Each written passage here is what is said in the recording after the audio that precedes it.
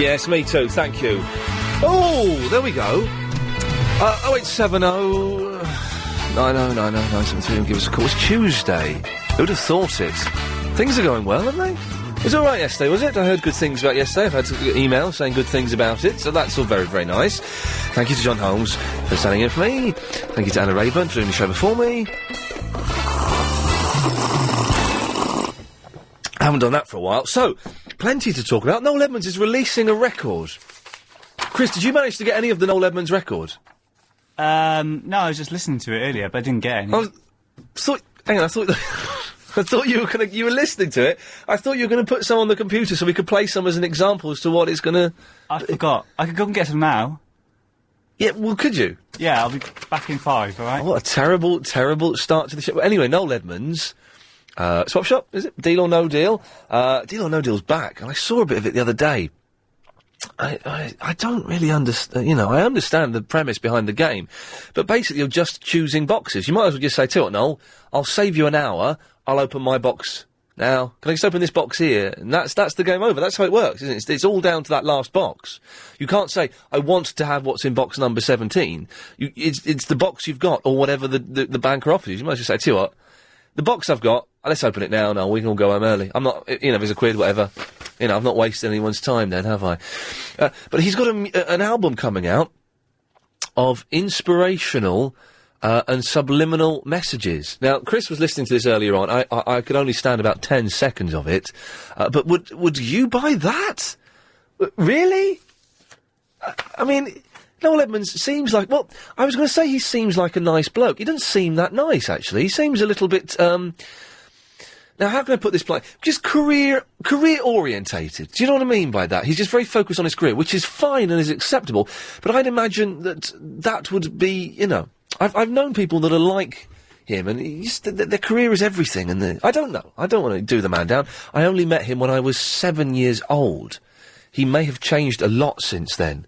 But would you get Noel Edmonds' record?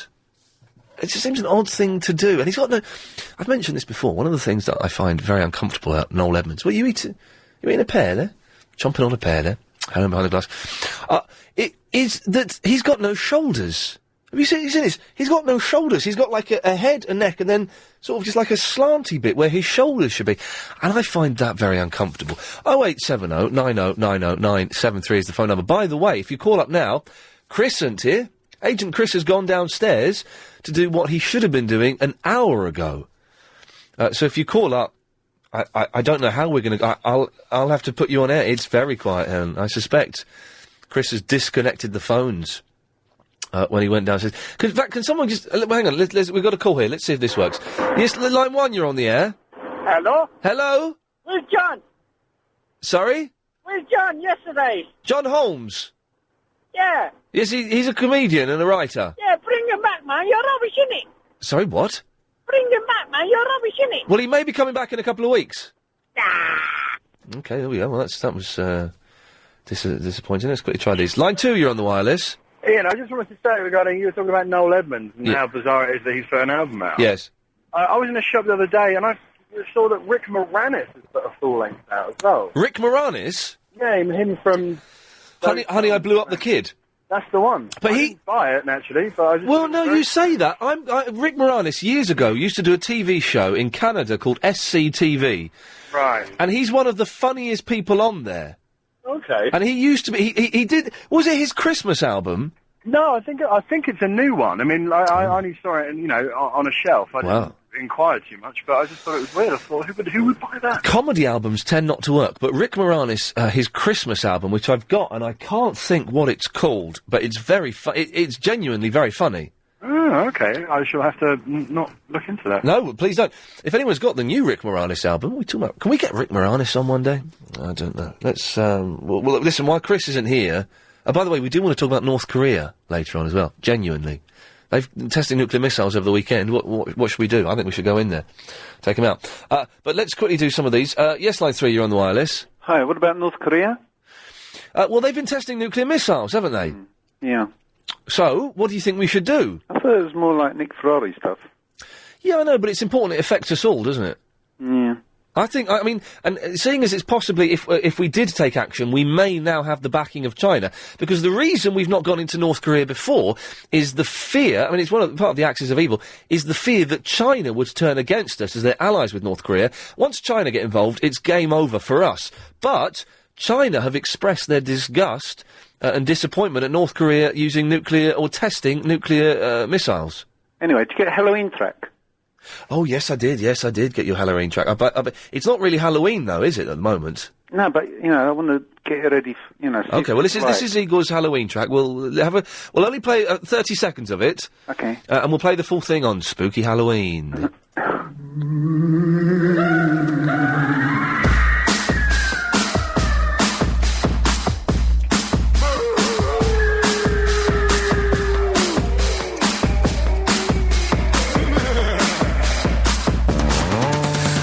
Working in the lab late one night when my eyes beheld a eerie sight. There we go. Oh. It's very good. I was thinking of trying to get you, Clive, and Tommy on it. Oh, right, yeah. And then we could be like monsters of radio, What do you want me to do? Which line would you do? Which line would you want me to do? Tommy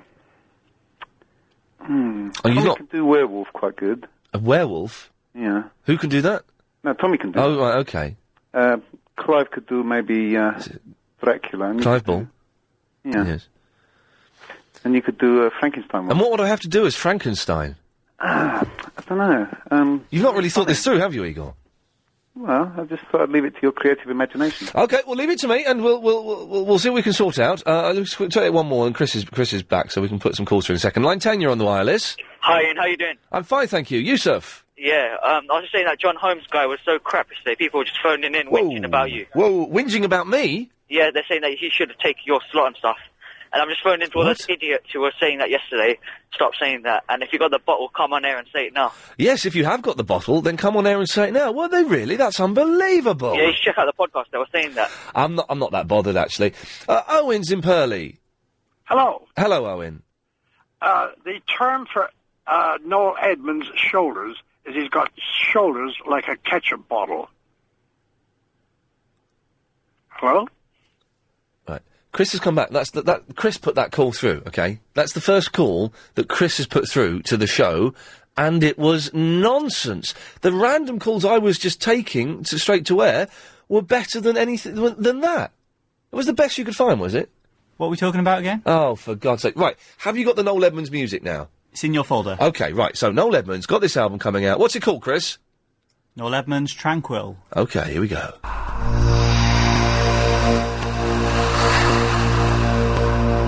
Does he sing over the top? Deal or no deal? Deal or no deal? Deal or no deal? Deal or no deal? Deal or no deal? Deal or no deal?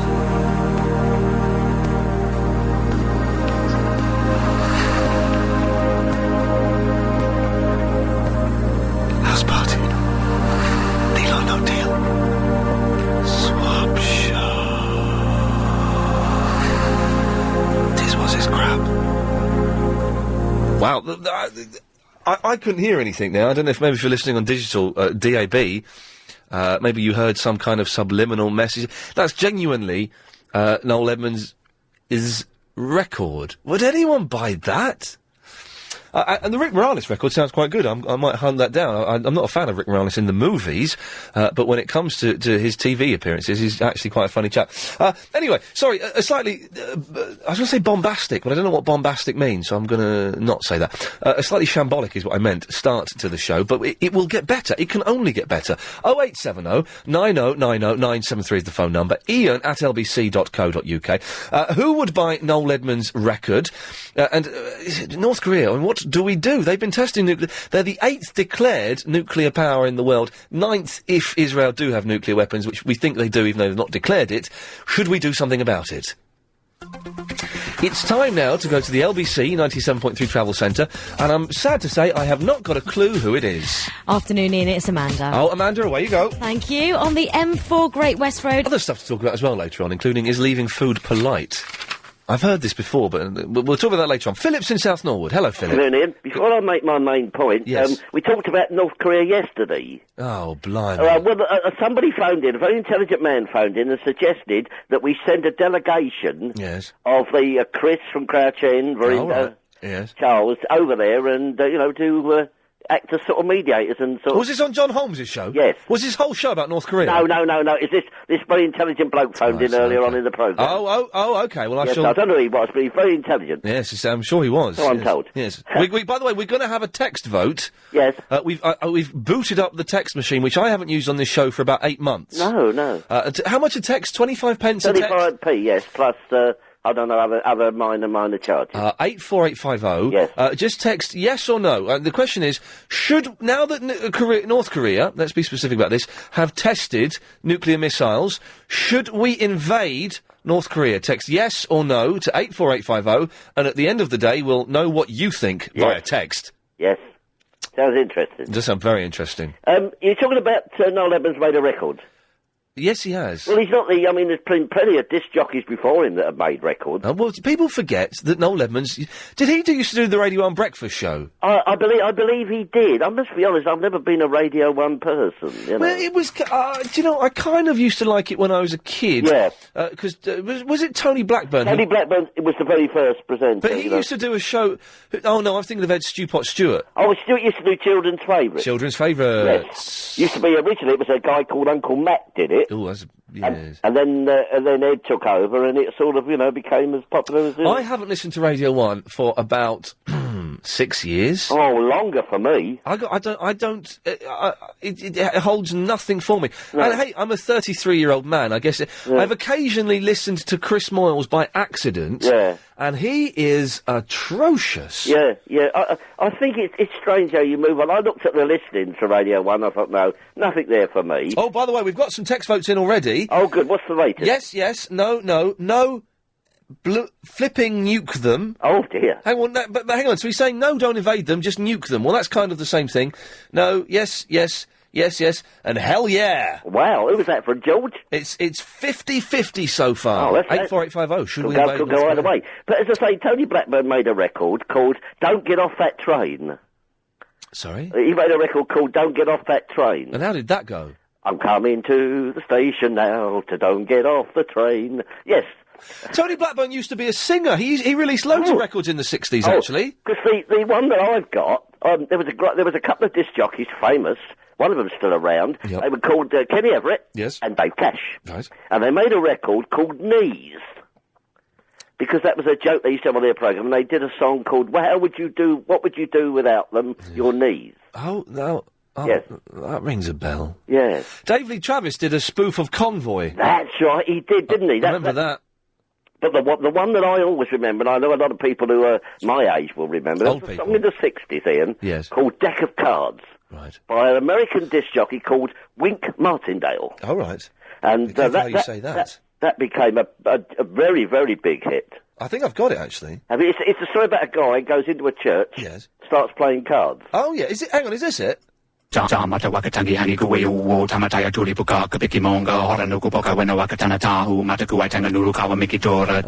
that's on the flip side. Okie dokie. Yes. Well, Philip, listen, thank you very much for that. Jonathan. Oh, hello, Ian. How are you? All right? I'm fine. Yeah, I've got to tell you, I heard Triple M all the way through on Sunday. It was a good one on Sunday, wasn't it? It was superb. There was some brilliant stuff. That Bangor Man was really funny. Oh, we had a guy, if anyone missed it, we had 15 minutes of Sunday night's Triple M show was in Punjabi. It was the funniest thing I've ever heard in my life. Yeah, that was my favourite bit. I was away on holiday with my brothers we listened on DAB. And then a woman phoned up to complain about she it. Was dreadful. Oh, dear. Awful. But you were listening on DAB where? Down in Gloucester. We went down to Gloucester for a long weekend, like with my brothers. That's good. We picked it up. You sound a bit like you're underwater sometimes on DAB. DAB is weird, because if you've got FM radio, and it goes in and out of tune, it goes all crackly. But DAB, what I find, when it goes out of tune, or it loses the signal, it just stops. So you just get silence for a few seconds. But it's much, much better than old-fashioned radios. Oh, definitely. It was good. It was good crack. We all sat listened to it. Yeah. There were 6 of us, and we had a right old laugh. Yeah. We were a bit worse for wear, but I tried to ring in, but nightmare trying to ring in Sunday nights. It's just so busy. Let's invade North Korea. And you're a lazy so-and-so for not doing texts anymore, says Liz. Ian, send Ian Lee there and nuke them. Bomb them back to the Stone Age. Oh, no. Is it Ghostbusters 2? Wow, there's a lot of anger out there, Jonathan. Yeah, I think we should boycott all Korean restaurants. Well, only North Korean restaurants, because of course South Korea is technically, although not physically, at war with North Korea. Ah, right, North Korea, then we won't go to any North Korean restaurants. I don't think there are any North Korean restaurants. Aren't there? No, probably not. Probably not. It's funny we're talking about Korea. Last night, I've got a new plan, Jonathan, to make my life better and more enjoyable. I've got a huge backlog of videos, of DVDs I need to watch, and I've got free membership to one of these, these DVD things where you get them, order them online and they send them out to you. I've got free membership. Right. So I'm going to watch 2 movies a week. I'm going to go home after work and stay up and watch 2 movies a week. And last night, I watched a Korean film, Tale of Two Sisters. It's kind of a bit scary. And it reminded me, Korean women are the most beautiful women in the world, even more beautiful than Japanese girls. What, really? Yeah. Oh, yeah. And I'd forgotten this, because I've got a soft spot for the Japanese girls. I think they're stunning. But I thought, hang on, Korean women are even more beautiful. They have got the biggest eyes I've ever steady on in my life. Just stunning. And they are so beautiful. Oh, wow. I'm sure there are some ugly ones, And about Noel Edmonds, were you asking about Noel Edmonds? Yes. I could hear whispering over the top. It's him whispering or something. Really? Well, let's have a listen. Hang on, let's have a listen again. This is Noel Edmonds' definitely whispering over the top.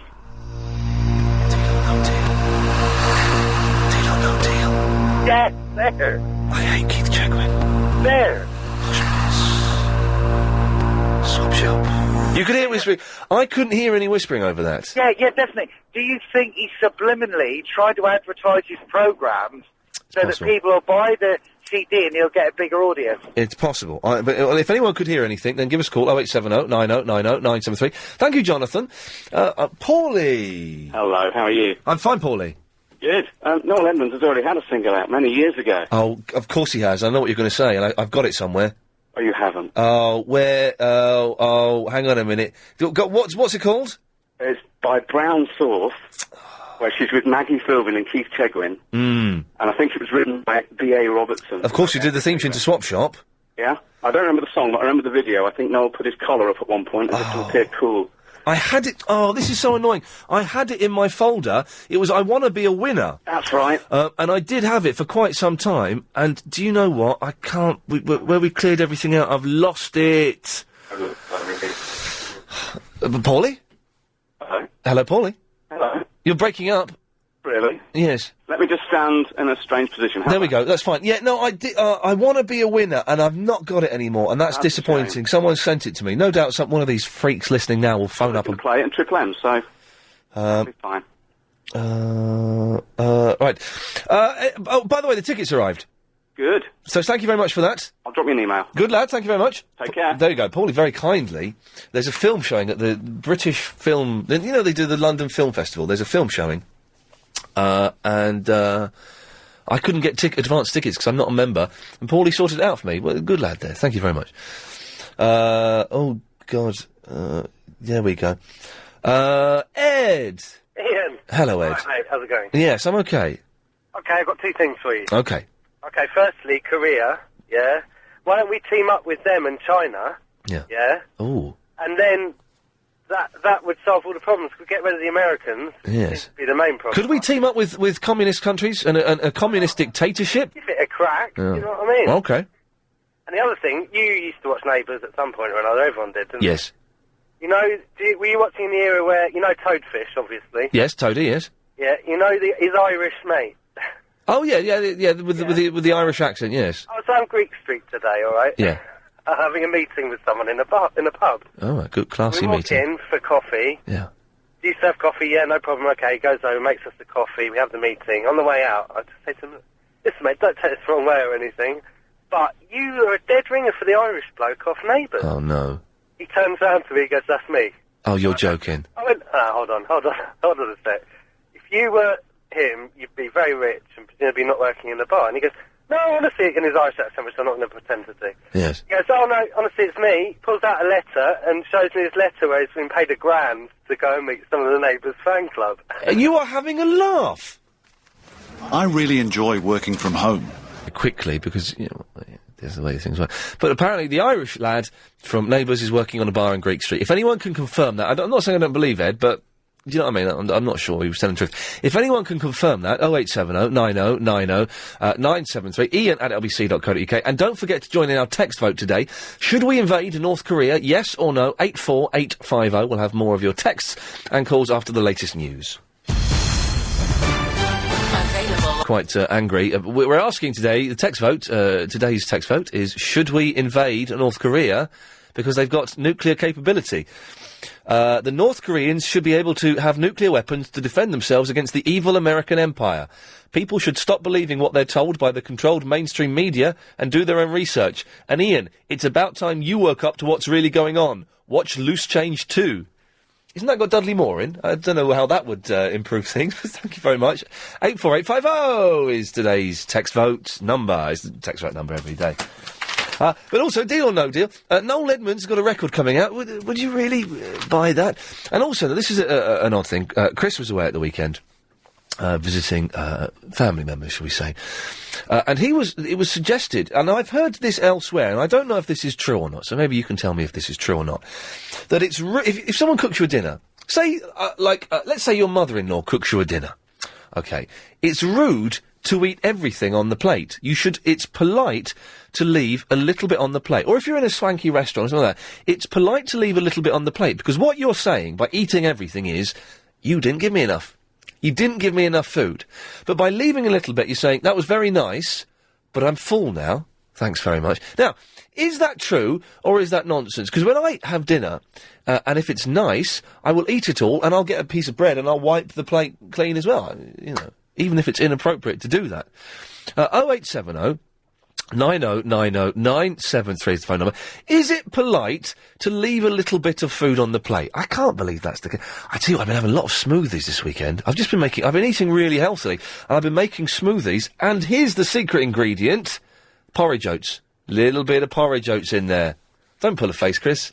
I don't know why porridge is healthy for you, but it's healthy. And you mix it with strawberries. We'll do a recipe later on. Strawberries, bananas, milk and yoghurt, a little bit of porridge oats. Sounds nice, doesn't it, Sean? It does, actually. I'm going to give it a go. Seriously, just a little bit not too much porridge oats, otherwise it makes it a bit funny, but... there always seems to be something missing when you make a bit of yoghurt and milk and strawberries and bananas. There's always something missing, and I think you've hit the nail on the head. A little bit porridge oats. Yeah, I'll give it a go. And also, I think you should clear your plate, because if you're leaving food, maybe you're saying, actually, your food's revolting. Because Chris's girlfriend, Chicago, mentioned this to him at the weekend, and I have heard this before in even more polite company, that if you leave a little bit, if you eat it all up, you're saying, basically, you didn't give me enough. You're a bit tight. I don't know. I don't know about that one. In some countries, it's polite to let one rip at the dinner table. Can you believe that? It's considered... I should go and live there, then. Well, it's considered insulting if you don't break wind from one end or the other. They think you're being rude. Oh, fair play to them. Well, not too anal about it. Yeah, there we go. Well done. Good lad. Yeah, well done. I feel I must challenge you, though, on your opinion of Korean women being the most beautiful. Oh, excuse me. I'm sorry, but yes. My wife works for a large Korean firm, who shall remain nameless. Yes. And there's a lot of Korean women there, and I always have a little look, you know, as you do. What? At the girls, as they go by, right, yes. The song says. And, no, I reckon 1 in 10's okay, but otherwise the rest are mingers. Really? Well, the thing is, in Japan... By the way, we can have this discussion and not be racist, can't we? Is this a racist conversation to say that one race is fitter than the other? If you're very politically correct... we're not going to say which is the ugliest race in the world, but I think we all know. Well, I could do. No, right. But in Japan, when I've been to Japan in Tokyo, 1 in 20 of the girls is unattractive and, you know, a bit ugly. But you're saying that 1 in 10 Korean women is fit? Well, that's what I've seen in my wife's office. You know, there's a lot of them there. It's not just like a handful. There's a good cross-section of Korean society there, I'd imagine. Yes. And, no, I disagree. They don't do a lot for me. Oh, okay. They do a lot for me, but, you know, every man... I think they are stunning. They just have again, this is a generalisation, of course it is, but the Korean women I've seen have the most beautiful eyes in the world. You're not convinced? Right. You're not convinced, are you, Sean? I'm not. I'm afraid you won't convince me on this one. OK, well, in that case, get out of town. 0870 90 90 973 is the phone number. Steve is in the cab. Hello, Ian. Hello, Steve. I'm really pleased that you've decided to take this Korean thing seriously. Yes, well, definitely. We're having a text vote, 84850. You don't get no more serious than text votes. Well, the thing is, I mean, I've seen a movie about this Korean leader, and he's a nasty piece of work. He actually fed somebody to sharks. What's his name? Kim Il-jin or something? Yeah, Kim Il-jun or something, yes. Yeah, it was a movie called Team America. He's a nasty man. Well, I've seen that's a documentary, isn't it? Yeah, and he's as I say, he's got to be stopped. Yes, and so you think we should go in there, and the reason we've not gone into Korea before is because we were scared of the Chinese. There's a billion of them, of course we're scared of them. Behind us now, with a big gun like that behind us. Well, if the Chinese join our side, come on, man, let's get in there, let's kick some Korean butt, North Korean. How could we lose? Steve, how can we lose? You sound like you're falling asleep there. No, I'm just being quiet. I've got customers in the cab. Oh, and there's something else I've got to say. Yesterday, yes. Verinda chose yesterday to come out. Now, are you sure about this? I listen closely. I never miss a show. I ain't gay, man. He was, he was expressing his love for John Holmes. I'm not gay. It was all proven. Yeah, there's nothing wrong with it, but I'm not gay. That's just let everyone know I'm not gay. Are you gay? Well, I heard that, yes, he'd sent John an email saying... saying that he was a very attractive man or something. Yes. Okay, well, that's very mysterious. It was uncomfortable. Well, Steve, thank you for that. Yes, there we go. The texts are coming in thick and fast. Thick being the word. Don't send racist ones in. Don't need to do that. You know what I mean? Just say yes or no. Should we invade Korea? Don't send, racist ones in. Oh, God almighty. Nuclear equals sovereignty. Where's the danger? AJ! Hello. Hello, AJ. Hello, mate. What I've heard is, don't take me on word as gospel, but once you've eaten anywhere you go, if you put your knife and fork face down on the plate after you've had your meal, that means that you've had enough, you're full up. Face down? What does that mean? Face down. Well, you can't really do it with a knife, but just say, for example, a fork, if you put it face down. So the tines of the fork are touching the plate as opposed to facing upwards? Exactly. Are they tines? Have I used the right word? I think they're tines. I have no idea, mate. Oh, I think they're tines. Are they tines? Or what is tine? Anyway, let's say tine for the moment, yes. Same as a spoon. Face down, you've had enough. But if you've... What? Put it face up, that means you're still hungry and you want to... No, you're confusing things, AJ. Well, the thing is, when you push your knife and fork together, that means you're done. No, not push it together, put it down on the face down. So hang on, if I leave it face up, that means... Can I have a bit more, please? Yeah. Well, where have you heard this? What? This is like... If anyone can confirm, by any means call in, but this is what I've heard. By any means necessary. No, not by any means necessary. If anyone has heard the same thing as me, or... Oh, well, okay. What's going on in the background, AJ? Driving, mate. Okay. He was an odd fellow, wasn't he? He was a little bit odd. A little bit, stilted there. There can't be secret, cutlery codes, can there? That doesn't make any sense at all. Who's going to know this cutlery codes? Not waiters. For the I know last week we mentioned a South African waiter in a place near where I live and where I like to go quite a lot, and loads of you had been to the same place and knew exactly who I was talking about. But waiters generally they're not very good. I find now, is this a generalisation? Waitresses are better than waiters. Waiters, I find, are a little bit cocky, a little bit full of themselves, whereas waitresses are, I've got to say, be careful how I say this, subservient is the wrong word, but they're more passive, they'll come up to the table, can I help you, take your stuff, they won't get involved, whereas waiters tend to be a little bit more, hang on a second, AJ, you're back, are you? I'm back, yeah. Yeah, I cut you off. Oh, did you cut me off? Yeah. Waitresses tend to be more, they'll come, they'll take your order, they'll go. I'm not expressing myself very well, but I prefer waitresses over waiters. I don't know why. Christian, do you prefer waiters or waitresses?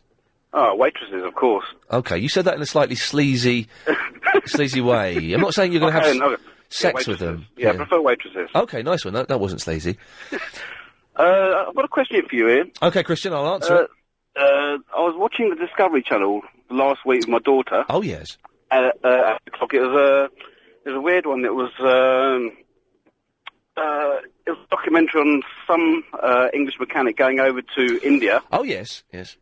And he was in partnership with some designer guy. Some insane guy who makes the cars out of heaps of junk. Yeah, that's the one. Yes. And my daughter said that you were narrating, and I said, no, you weren't. So then I watched it on Sunday. Yes. And I'm sure it was you narrating, was it? Yes, it was. It was. It was very good. Thank you. Did you actually meet those two guys or not? No. What I did when I was narrating it is I sat in a studio in Soho for 4 hours and I did 2 shows, and that was my involvement with the programme. Oh, oh. That's how it works. Another 5 or 6. I didn't know there's only 2. No, there's only 2. Sorry about that, Christian. Yes, there's some quite good stuff on the Discovery Channel. But when you do a voiceover like that, unless you've made the documentary yourself, you just get paid to sit in a tiny little booth, you know, about an eighth of the size of the studio I'm in now, and read a script that someone's written. Tony! Hi, Ian. It's an odd show today. It's kind of... We're getting there. We need to pick up speed a little bit, but we're getting there. Excellent. Ian, I just wanted a comment on that guy that was talking about putting a knife and fork face down. Yes. He's wrong. He's very wrong. Okay. You never put your knife and fork face down. What does that mean? Death to the host or something? God knows. But I used to be a waiter. I'm not anymore. Right. But I used to be. Yes. And if you put your knife and fork together... Yes. With the blade of the knife facing the fork, and that indicates to the waiter that you have finished, whether there's food or not on the plate. Right. But so he's putting the things facing down is nonsense, is it? Yes, that's totally wrong. And anyway... I'm bored of that now. I'm a bit bored of that. Do you know what I mean? A bit boring. Well, no, what's wrong with the phone system? The phone's gone down. Did Anna get many calls in her last hour of the show? She got loads, did she? Oh, flipping hell, we can't blame it on the phone system going down, can we? 0870 90 90 973. I'm not saying we're desperate, but you'll get on. That's I can guarantee you'll get on. Pretty much. But we are having a text vote. 84850. Should we invade North Korea? Ian, don't be stupid. We should invade South Korea. They don't have nuclear weapons. It makes sense, Charlie. That kind of makes sense. And you can email ian@lbc.co.uk. It's time now, though, to go to the LBC 97.3 Travel Centre and get the latest from Amanda Redman. Well, the airport's seeing a few problems at the moment. Heathrow... Connor from Neighbours, do you know who's the Irish fella? I didn't think he was really Irish. I thought he put that accent on because it was so bad. Maybe there are Irish people that can't do the Irish accent because it's quite a tough one to do. Because he wasn't properly Irish. Anyway, someone called in and said he works in a bar in Greek Street. Yes, he does, as does Kate Kelty, who played Michelle Scully. I don't know who that is, to be honest. I watched Neighbours the other day, and they've got... I mentioned this on Thursday, but I don't know. They have... In old Neighbours, they used to have all their music supplied by Mushroom Records. Don't know if you remember that. It used to be Mushroom Records. I was watching it a bit yesterday when I was bunking off here, and they had real music on there. They had You Ain't Seen Nothing Yet... baby. They had that playing. As the guy was driving along, he kidnapped some woman. I don't know what was going on. I have no idea what was going on. When did Neighbours start to get real music supplied by other people other than Mushroom Records? How are we doing getting Carl Kennedy on the show, Chris? Is that looking good? He hasn't responded to my email yet.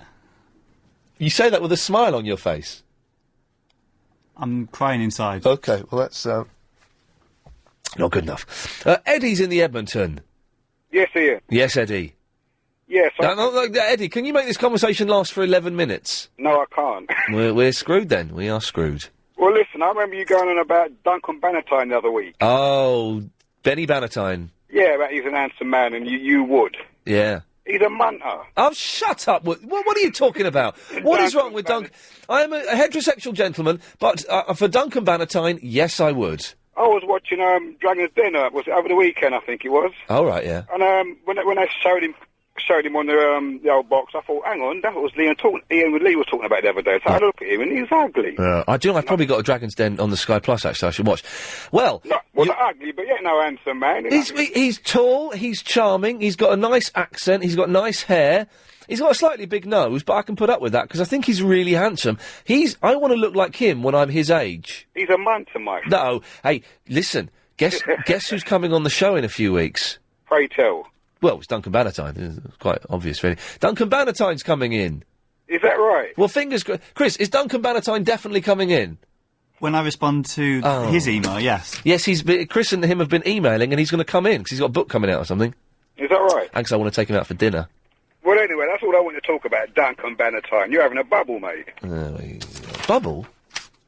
Bubble? Hang on, what's that? Bubble and squeak means, a bubble bath. You're having a bubble bath. Laugh.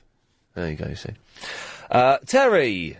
Yeah, you're sort of doing a James O'Brien this afternoon, sort of a mystery hour type thing, but haven't really sort of defined it as a mystery hour. Whoa, hang on a second. Whoa. Before you accuse me of stealing, formats... I was just going to encourage you, because it's a good idea.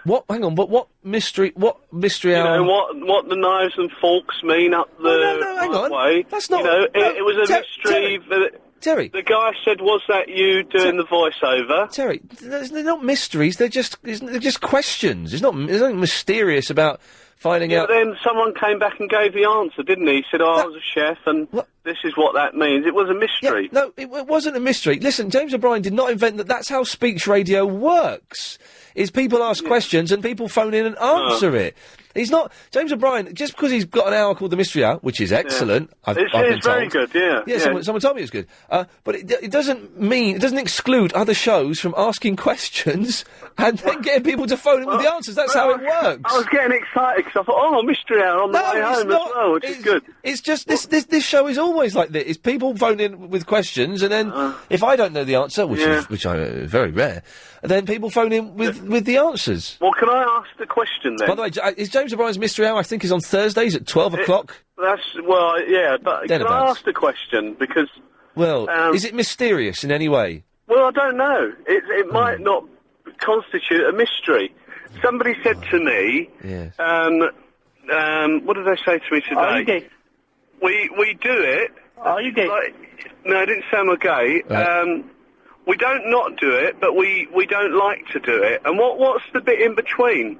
They say it's not wrong, but we just don't do it. What are you talking about, Terry? That was the question. Right, what is the question? The question... The question is the question what you're going to is, say next. It's not right, but it's not wrong. Somebody said to me, we don't do it. It doesn't mean it's right, it doesn't mean it's wrong, we just don't do it. So surely that means that they think it's wrong. But what's the thing in the middle? If it's not right and it's not wrong, what is it? What are you talking about? The statement, it's not right, but it's not wrong. But we just don't do it. So what's the bit in the middle? If it's not right and it's not wrong, what is it? I don't know. I don't understand you. It's not difficult. Well, it is, because I don't know what... Not. Tim, somebody might say... Tim, do you know what Terry's talking about? I haven't got the foggiest... Right, have a listen, and let's see if we can work it out. Away you go, Terry. You know, someone will say to you, look, it's not right and it's not wrong. Yeah? Have you had someone say that to you before? About what? About anything. It could be anything. They say it's not right, it's not wrong. I don't... But we just don't do it that way. Don't do what? Whatever it is. But what is it? It doesn't have to be... All right, let's say you're entering something into a computer. Right. And they want you to do it this way. But the way you've been doing it, they say, well... It's not wrong the way that you're doing it, but it's not the way that we do it. Right. So it's not right, it's not wrong. What's the bit in the middle? What is it if it's not right or not wrong? It's acceptable. Yeah, but that's not... Then they can't proceed the statement by saying, but we just don't do it that way, which means that they think it's wrong. But it's not right. It's not wrong, you said. But this is what I'm saying. It's a mystery, isn't it? It's a mystery as to what the hell you're talking about. Yeah, well, perhaps I should have rang James on Thursday. Tim, are you any clearer as to what Terry is talking about? Not much, no. No, but he knows what... See, he's getting clearer because he sort of understands. Very, very slowly it's getting clearer. Yeah. It's taken 5 minutes to get... But that's what I'm saying. It's a mystery, though, isn't it? What is a mystery? No one's ever said that to me. What's in between? You know, is it right? It's not right, but it's not wrong. Right. So what is in the middle? And acceptable, it just isn't acceptable. Tim, we'll come back to you after this. Discover the world of overseas property. If anyone knows what was that? It was Terry, wasn't it? Let's jot his name down, because I suspect we're going to be returning to that quite a bit today. If anyone knows what the hell Terry was talking about, 0870 90 90 973. Tim! Yeah, how are you? I'm really confused. My head is... I thought we were going to have a nice, gentle show today, discussing the possibility of nuclear war, and my head has been blown up. Terry was insane. Yeah, that didn't... I've never heard anyone even say, not even to me, but to anyone, it's not right and it's not wrong. Well, I'm trying to think. I didn't think I had heard anyone say that, but Terry just said it so many times that I sort of started thinking, well, maybe I had heard it before. It's not right, it's not wrong. God almighty. North Korea is the subject I was choosing. Yes, Tim. Really. Let's go in there and take him out. Let's get serious. Well, you know, if anyone's the crazy dictator here, though, it's Bush, though, isn't Hang it? on a second. We need some. Can we have some? We need some music behind this. Let's have some inspirational music. Away you go, Tim. If anyone is the true dictator on this planet, it must be Bad Man Bush, because you know. So really, he is the president of the only country that's ever used the H-bomb. Late so breakfast show. Yeah, it's. I think that we should go into America. That's what I think. Swap shop. You left me to it now. The banker. Okay. Posh balls. Lovely music, very relaxing. Mike Smitty Smith. Mr. Blobby. I think North Korea have got enough problems. Don't think we should go there. Nice one. Thanks for that, Tim. James. Good afternoon, Ian. Oh yes. Hang on a second. Have you called in to talk about Terry? Yes. Terry, are you back on? Yeah, because it's Bush. Oh, he's back. It's not right, but it's not wrong. Oh. You just can't pin him down. Right. James has got an answer for you, Terry. Go on, then. It's not right, but it's okay. Yeah, that's better, yeah. Well, let's clarify that. Mystery solved. No, it's not. Well, it is. It's not right, but it's okay, and it's a song as well. Hang on, Lucia, you think it's wrong? It's Lucia. Lucia, all right, whatever. Yeah. Sorry, no, I'm sorry. Well, you weren't right, but you weren't wrong. Yeah, I was okay. Sorry, What Lucia. you were, my darling, was indifferent. And my mother used to say that to me. She used to say, darling, it's not right, it's not wrong, it's just indifferent. That's not indifference. It is. It's not indifferent. Oh. Well, it is. If it's not right, it's not wrong. Well, but it's either right or wrong, isn't it? But it's okay. Hang on, is there someone else on the line? Who else is... Alan? Hello? Have you spoken, Alan? No, I haven't yet. Oh, go on, away you go. Well, it's down to personal preference. Yes. It's the middle way. It's Taoism. Oh. Isn't it just a cop-out, though? Taoism? No, it isn't. But what is most important is that there is no gain in being right if it makes another feel as though they're wrong. Right. Are we all... Oh, where has this man been all my life? Are we all agreed, though, it's... Hello, love. For God's sake, he's chatting her up. Are we all agreed that it's not indifference? No, but what It's not indifferent. Well, it is indifferent.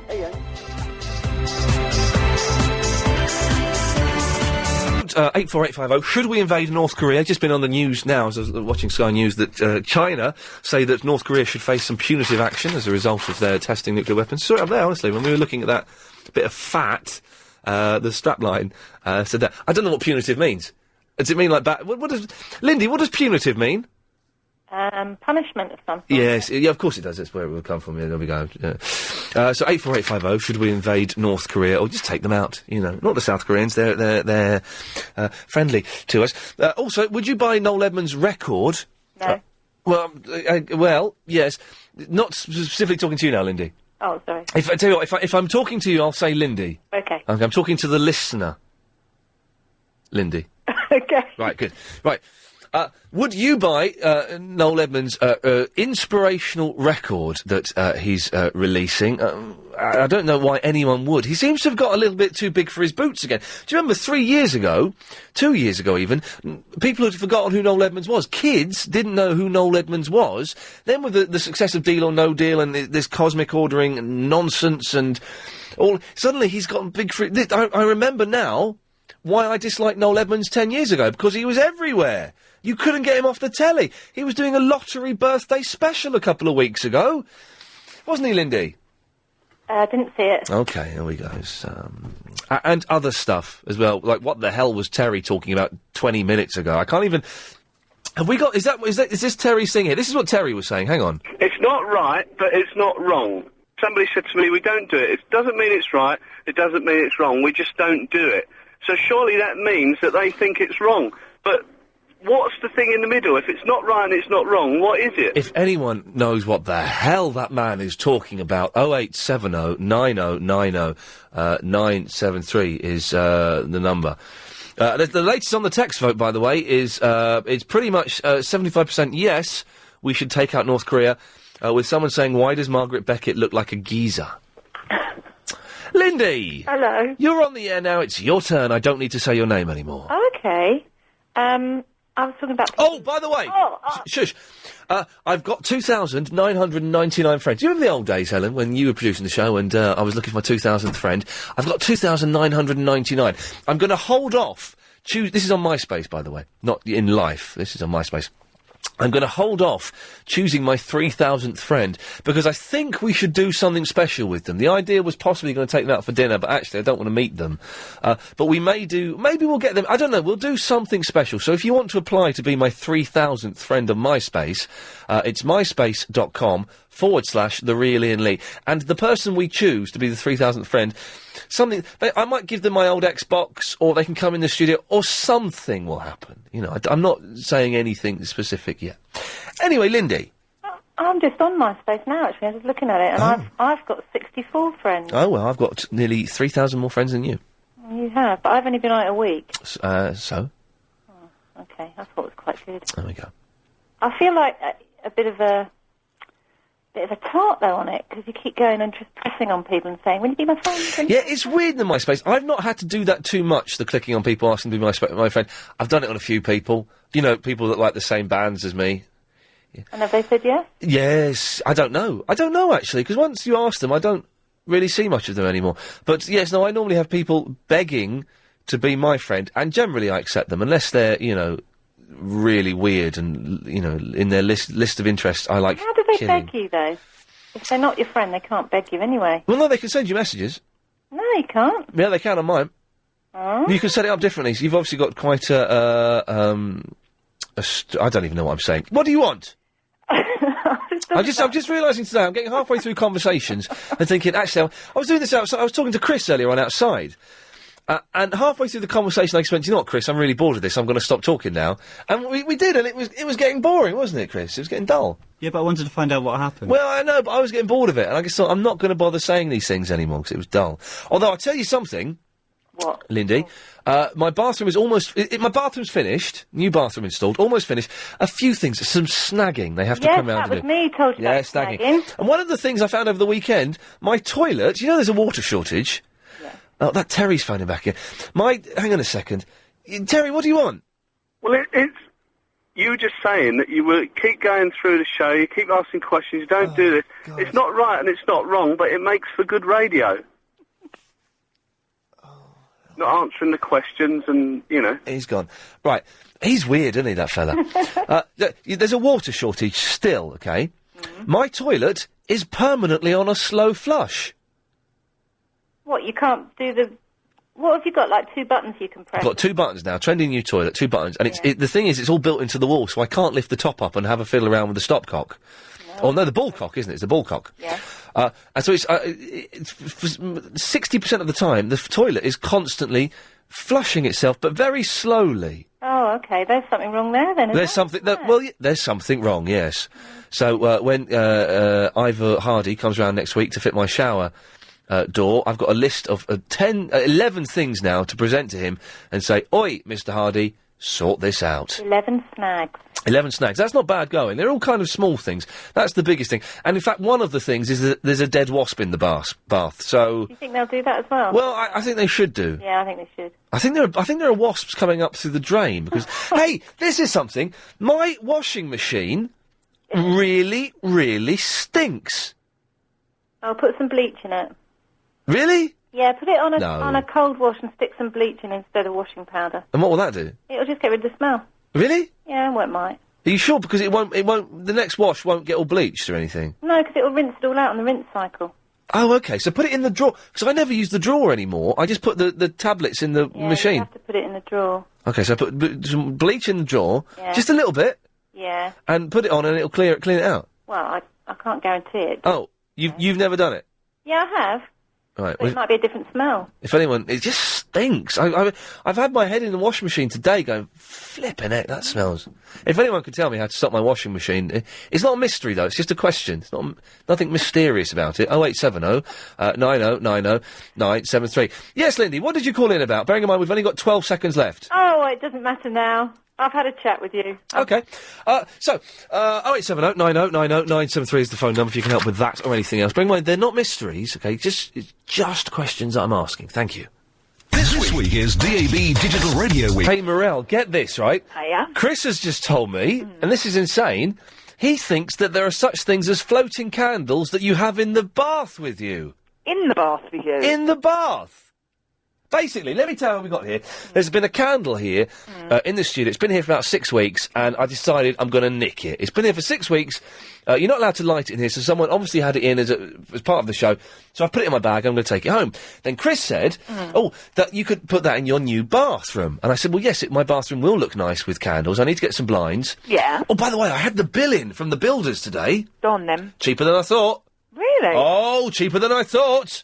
By some considerable way. So I'm going to get a plasma TV. Anyway. Yes. I'm not, actually, I'm being responsible. But so then Chris said, well, you can get those candles that you put in the bath. But you wouldn't have a floating candle in the bath. It's dangerous. Well, it's not that it's dangerous. It's as soon as you turn over or splash, it'll go out, won't it? Well, you don't turn over in the bath? Well, no, of course you do. Well, you turn over? What, lie on your front? Yeah, you do.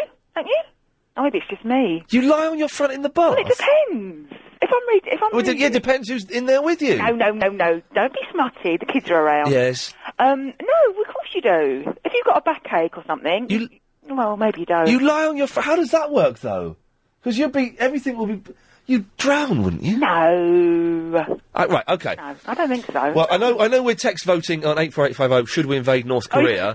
Would you drown if you lie? Well, we'll encourage it we'll open it to, should we invade North Korea, yes or no? And have you ever bathed? Do you turn over in the bath, yes or no? So, I don't quite know. Just send in a text, 84850. No, you're confusing me as well. I'm confused. Listen, I'll tell you why I phoned Ian. Yes. I was wondering if we're all in a parallel universe, because the show's very highbrow today. It's proper, isn't it? It's really proper. Well, the potential of nuclear war has made me pull up my socks. It's very serious, but I mean, Korea, and you were right, is it right, is it wrong? If you say acceptable, of course that's right, because it's not right, but it's not wrong. Yes. Acceptable. Of course it is. It's acceptable. Because you're not given a definitive answer. It's certainly not whatever that woman Lucia said, whatever she said. I wasn't even really listening. But it's very, I mean, we like mindless rubbish, and it's very confusing when things get up highbrow. Well, you're confused by whether... Hey, listen, man. Listen, man? Where did that come from? Wow. Hey, man. That's how I talk in the real world. Yeah. Oh, Ian, your washing machine, before I forget. Oh, yeah, it stinks. Yeah, open the door when you next... Is it it's a washing machine? Yeah, so open the door when you it's a washing machine, yes. No, you know what I mean, dishwasher. Yeah. So that when you get some air in there, and put some bicarb of soda in your rinse. Into the rinse? Yeah, not when you've got clothes in there. No. You know, people saying bleach. Yeah.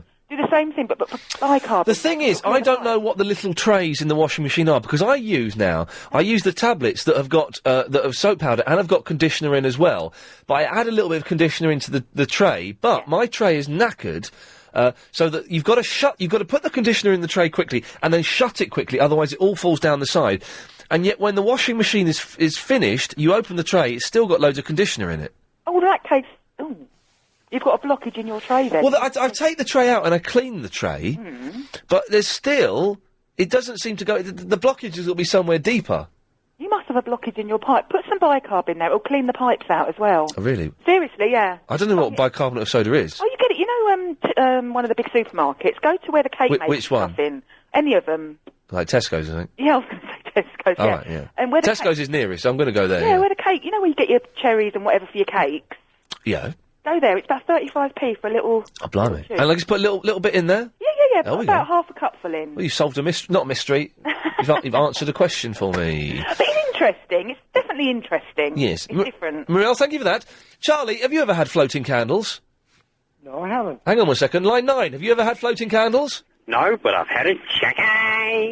Oh, interesting. Anyway, Charlie. Hello. Hello, Charlie. How are you? I can't believe that floating OK, if you've not had floating candles, when you're in the bath, which way do you face? Towards the task. So, right, but so you're looking... You've got your back is against the bath. Yeah. Do you ever turn over? Rarely. Something's got to be happening to be turning over. Yeah, something's got to be happening. God, I feel nauseous. Anyway, Charlie, we're getting nowhere there. What do you want? I was just phoning that guy that was saying about the right and wrong, or is it or isn't it, you know? Oh, yes. Well, I was thinking, I don't think he was right, but if he wants to go for a lie down, he wouldn't be wrong. What? You understand? What are you talking about now? Well, he said if he was right or if he was wrong, or he was somewhere in between. Right. It's not right, it's not wrong, it's somewhere in between. So Yeah. what is the in-between? Well, that's a good one. Well, that's the question, Charlie! Well, there you go. I'm not sure about that one. So what have you found... What have you contributed? Not yet, nothing yet. But as an ex-miner, and I think they blew up a mine in Korea, go in there, sort them out. Chris, he's one of your country folk. Sorry. Thank you. Blanche! Hi, Ian. Hello, Blanche. My daughter's another one of the country folk, and she doesn't like you. And you know why? What country folk? Welsh? No, she lives in Taunton. No, that's what we meant by country folk was Welsh. The fellow was a Welsh. Oh, not no, not that she lives in the country. No, well, she lives down in Taunton. Right. And she Flippin' said, hell. you're terribly rude to the elderly. Yep. And I Yep. said, but he's only rude to your mother. Yes. So will you please explain to her that it's just me you're lousy? What's her number? We'll give her a call. No, she's at work. Oh, okay, right, fine.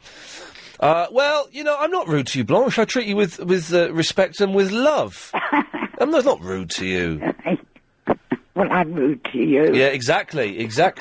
There we go. No, she thinks you're rude to all the elderly. Oh, well, you know what? As I'm getting older myself, Blanche, I think I've softened slightly. Oh, by the way, you had to turn over in the bath, otherwise how'd you get the rest of you clean? That means your back's clean, your front's dirty. No, because how... I have more than an inch of water in my bath. When I get in my bath... Well, I only take showers because I think baths are filthy in the first place. Well... You're laying in your own dirty water. No, baths are better for you because you keep the protective oils around you. But when I'm in the bath, the only thing that isn't covered by water is my head and my 2 knees because I can't really stretch out in the bath. yeah, of course you're a long streak of licorice, aren't you? There we go.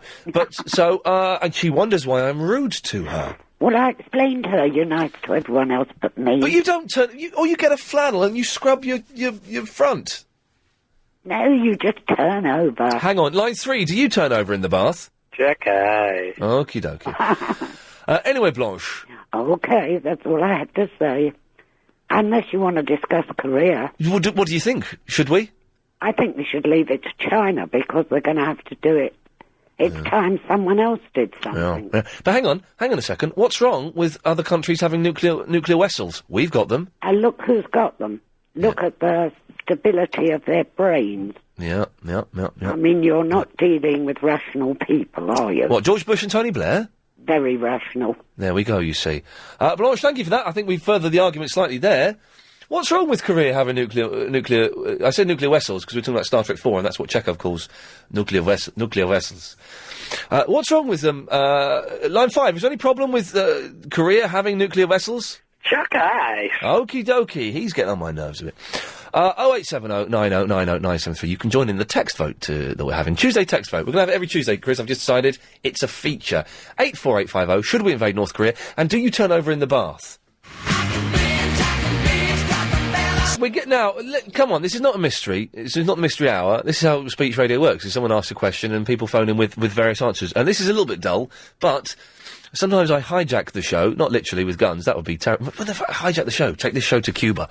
But for my own personal gains, my washing machine stinks. I'm getting all kinds of different things. But Belinda said, well, you need to put in a load of detergent. Someone said, don't put any detergent in. Someone said, put bicarbonate of soda. I don't know what to do. 0870 9090 973. Should we invade North Korea? 84850. It's a text vote, Gary. Do a text vote on North Korea today. Don't get any better than that. And you can email iain@lbc.co.uk. Watch this podcast to find out how to stop your washing machine smelling. You might find something else to nick and talk about also, says Mark on the text. Up yours, Mark. Wasn't listening to James's show, so if he's mentioned that, it's tough. Do you know what I mean? Sometimes things happen. Sometimes there are coincidences. My washing machine stinks, so I'm finding out how to stop it stinking, Mark. Yes, it may have been discussed on another show. Do you know what, Mark? Do you know what? But Coward, who's texted in, hasn't got the bottle to call me. I don't listen to LBC all of the time, although I bet I listen to it a lot more than you do. There we go, it's a little rant there. It's nice, though, wasn't it? 0870 9090 973 is the phone number. Is leaving food polite? Let's have a quick recap of what we've been discussing so far. Is leaving food polite? Apparently, if you eat all your food, you're basically saying, you didn't give me enough. I didn't have enough food. So we're asking that. Would you buy Noel Edmonds' inspirational music that he's... Has he written the music himself? That seems... I guess he must have done. He wouldn't have just chosen tracks and put them on an album, would he? Could people do that? And floating candles, do they exist? And don't forget, we're having a text vote today. Should we invade North Korea? 84850, the Tuesday text vote. Sponsored by... Who? Well, no, exactly. I'm saying we can get the Tuesday text vote sponsored. Oh, right, okay. I thought I had to fill in the gap. No. Get someone to sponsor the Tuesday text vote. I don't know. Paul. Paul, would you want to sponsor the Tuesday text vote? Yeah, me and my company would. OK, well, don't mention your company until you've signed on the dotted line. Oh, I won't. Excellent. Paul, what can I do for you? Oh, I was going to tell you why your washing machine's stinking. OK. What it is the wastewater is seeping back in through your waste pipe because it's a high enough angle. Right. That's the main problem, Well, man. hang on. The washing machine has been there for 3 years. Yeah, but things can move. Like, from the force of the water going out, it can make the washing machine waste pipe drop a bit. OK, so... And that's the reason. Saying that, I did take the washing machine out of its slot maybe a month ago. So how long has it been smelling? About a month, I suppose. Oh, yeah. So what do I have to do then? Well, you have to pull it out again and make sure that the waste pipe is at a higher angle. Well, how do I make it higher? Or prop it up with something, put something underneath it, a book or something, just to make sure it's high up. I'm not wasting a book on a pipe. Well, get an Noel Edmonds book or something and put it there. Oh, I should do that. Thank you, Paul. Thank you very much. Good lad. Kerry. Hi. Hello, Kerry. Hiya. About this Terry thing, this right and wrong, you know? Oh, yeah, let's have a little recap for anyone who missed what he was talking about. This was Terry earlier on. Hang on. It's not right, but it's not wrong. Somebody said to me, we don't do it. It doesn't mean it's right. It doesn't mean it's wrong. We just don't do it. So surely that means that they think it's wrong. But what's the thing in the middle? If it's not right and it's not wrong, what is it? I'm beginning, after nearly 45 minutes, I'm beginning to have a vague idea of what he's talking about now. Yeah, I've got a vague idea. It has taken me 45 minutes as well. But no, what I wanted to say was, it's optional, isn't it? It's optional. What, in between right and wrong is optional? It's optional. That doesn't make sense, Kerry. Doesn't it? I don't think it It's does. option. Aren't we, don't we have options? I mean, everything's got options now. hasn't Well, yeah, well, maybe there's so in between right and wrong is optional. Well, it's an option. No, the in-between's an option. Maybe the in-between's an option. The in-between is an option, definitely, but that's not the definitive term of what's in between right and wrong. No, it isn't. You're right. But if it's not wrong, if it's not wrong, then it has to be right. I don't think there is any in-between. Perhaps you're right, but perhaps you're wrong. I don't know. Oh man, this is like anyway, Now look, the other thing I want to ask philosophical you thing. your washing machine. Yes. The thing is, I'm on my own, right? I have an apartment, I have a washing machine. I'm sorry to hear that. Always end up with one sock. Please tell me I'm not the only person in the world. I've cut her off there because it suddenly started turning into a stand-up comedy routine from 1987. And next we'd have talked about, 3 buses always come at once and the shopping trolley with the wonky wheel. And, I just can do that. Kwame! Yeah.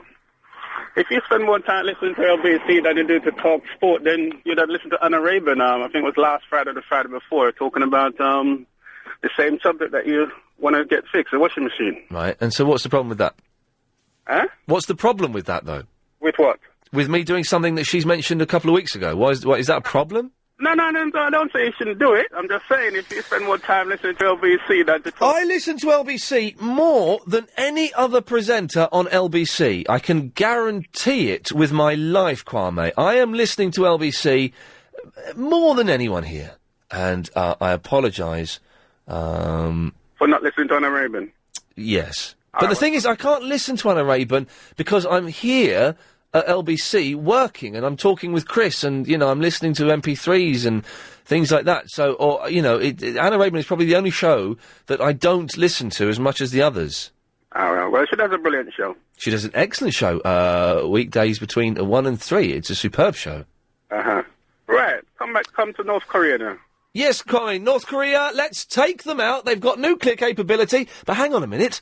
What's wrong with them having nuclear capability? Because we've got it as well. That's right. It's all right if we got it. It's not all right if they've got it. That's how it seems. That's how it looks, doesn't it? Yeah, it looks bad. Very bad. Yeah. I think we should invade Britain. What do you think? I think we should have can we? How do we start a civil war? Can we do a civil war? Well, you've been the leader, right? Well, maybe I could do that, but I don't know quite what I'd be fighting against, to be honest, because I'm quite. I feel I pay a little bit too much tax. You could but I'm quite happy with everything the way it's going, really. You could fight against Nick Ferrari and his mob. I'm not going to fight Nick Ferrari. He'd destroy me. The man would eat me. He'd tear me limb from limb and eat me, for God's sakes, Kwame. All right, what about the one in the morning before Nick Ferrari did? Oh, what's her name? That fat bald man who slags off Charlotte Church and things. Mary Allen? Mary Allen, yeah. Yeah, well, maybe we'll leave Mary Allen to her own devices. I quite like Sharon Osbourne. Don't like the show, but I like Sharon Osbourne. I think she's quite sexy. Marion. Hello. Hello, Marion. I totally understand what Terry said, Ian, because obviously it wouldn't have to be very important to be able to say, well, it's not quite right and it's not quite wrong. Right. Do you know what I'm saying? And then I heard you saying, bored of. Now, surely, I hear a lot of people saying that. Surely it's bored with.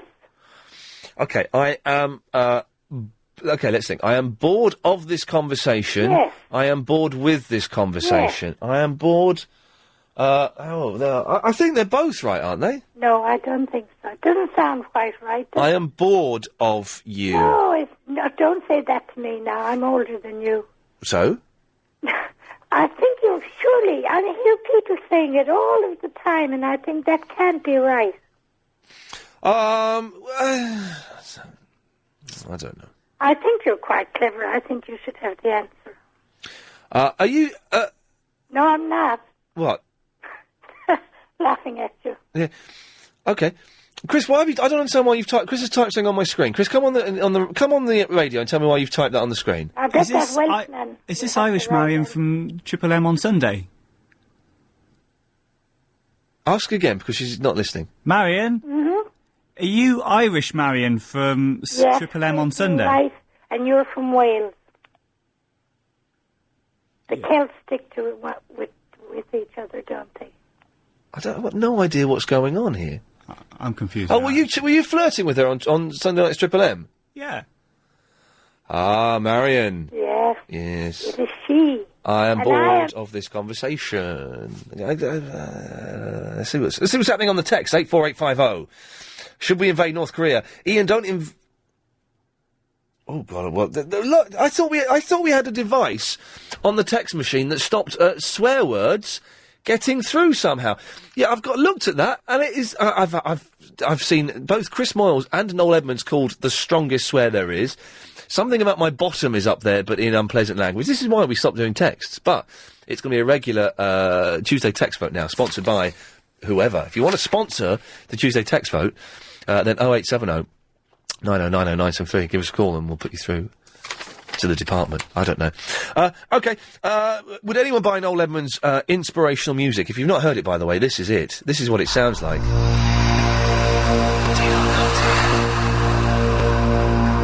Swap shop. That's what it sounds like. Would anyone buy that? Is living food polite? Floating candles. They can't exist. What would you have a floating candle in the bath for? 0870 9090973. Verinda! Alright. Can I sponsor it? Well, yeah, you possibly could. Can you wait till after the news? Yeah. Good lad. Written a blockbuster screenplay. Do you know, it's completely slipped my mind. Oh, what was it? I had something building up in my head. I had to get out, and I forgot what it was. Doesn't matter. Verinda! Yeah. Can I sponsor the text thing? Well, the thing is, we were thinking of sponsoring our Tuesday text vote. What do you think you could bring to the text vote? I'm not gay. Okay. I'll go a jingle. I ain't gay, man. Okay, let's hear your jingle.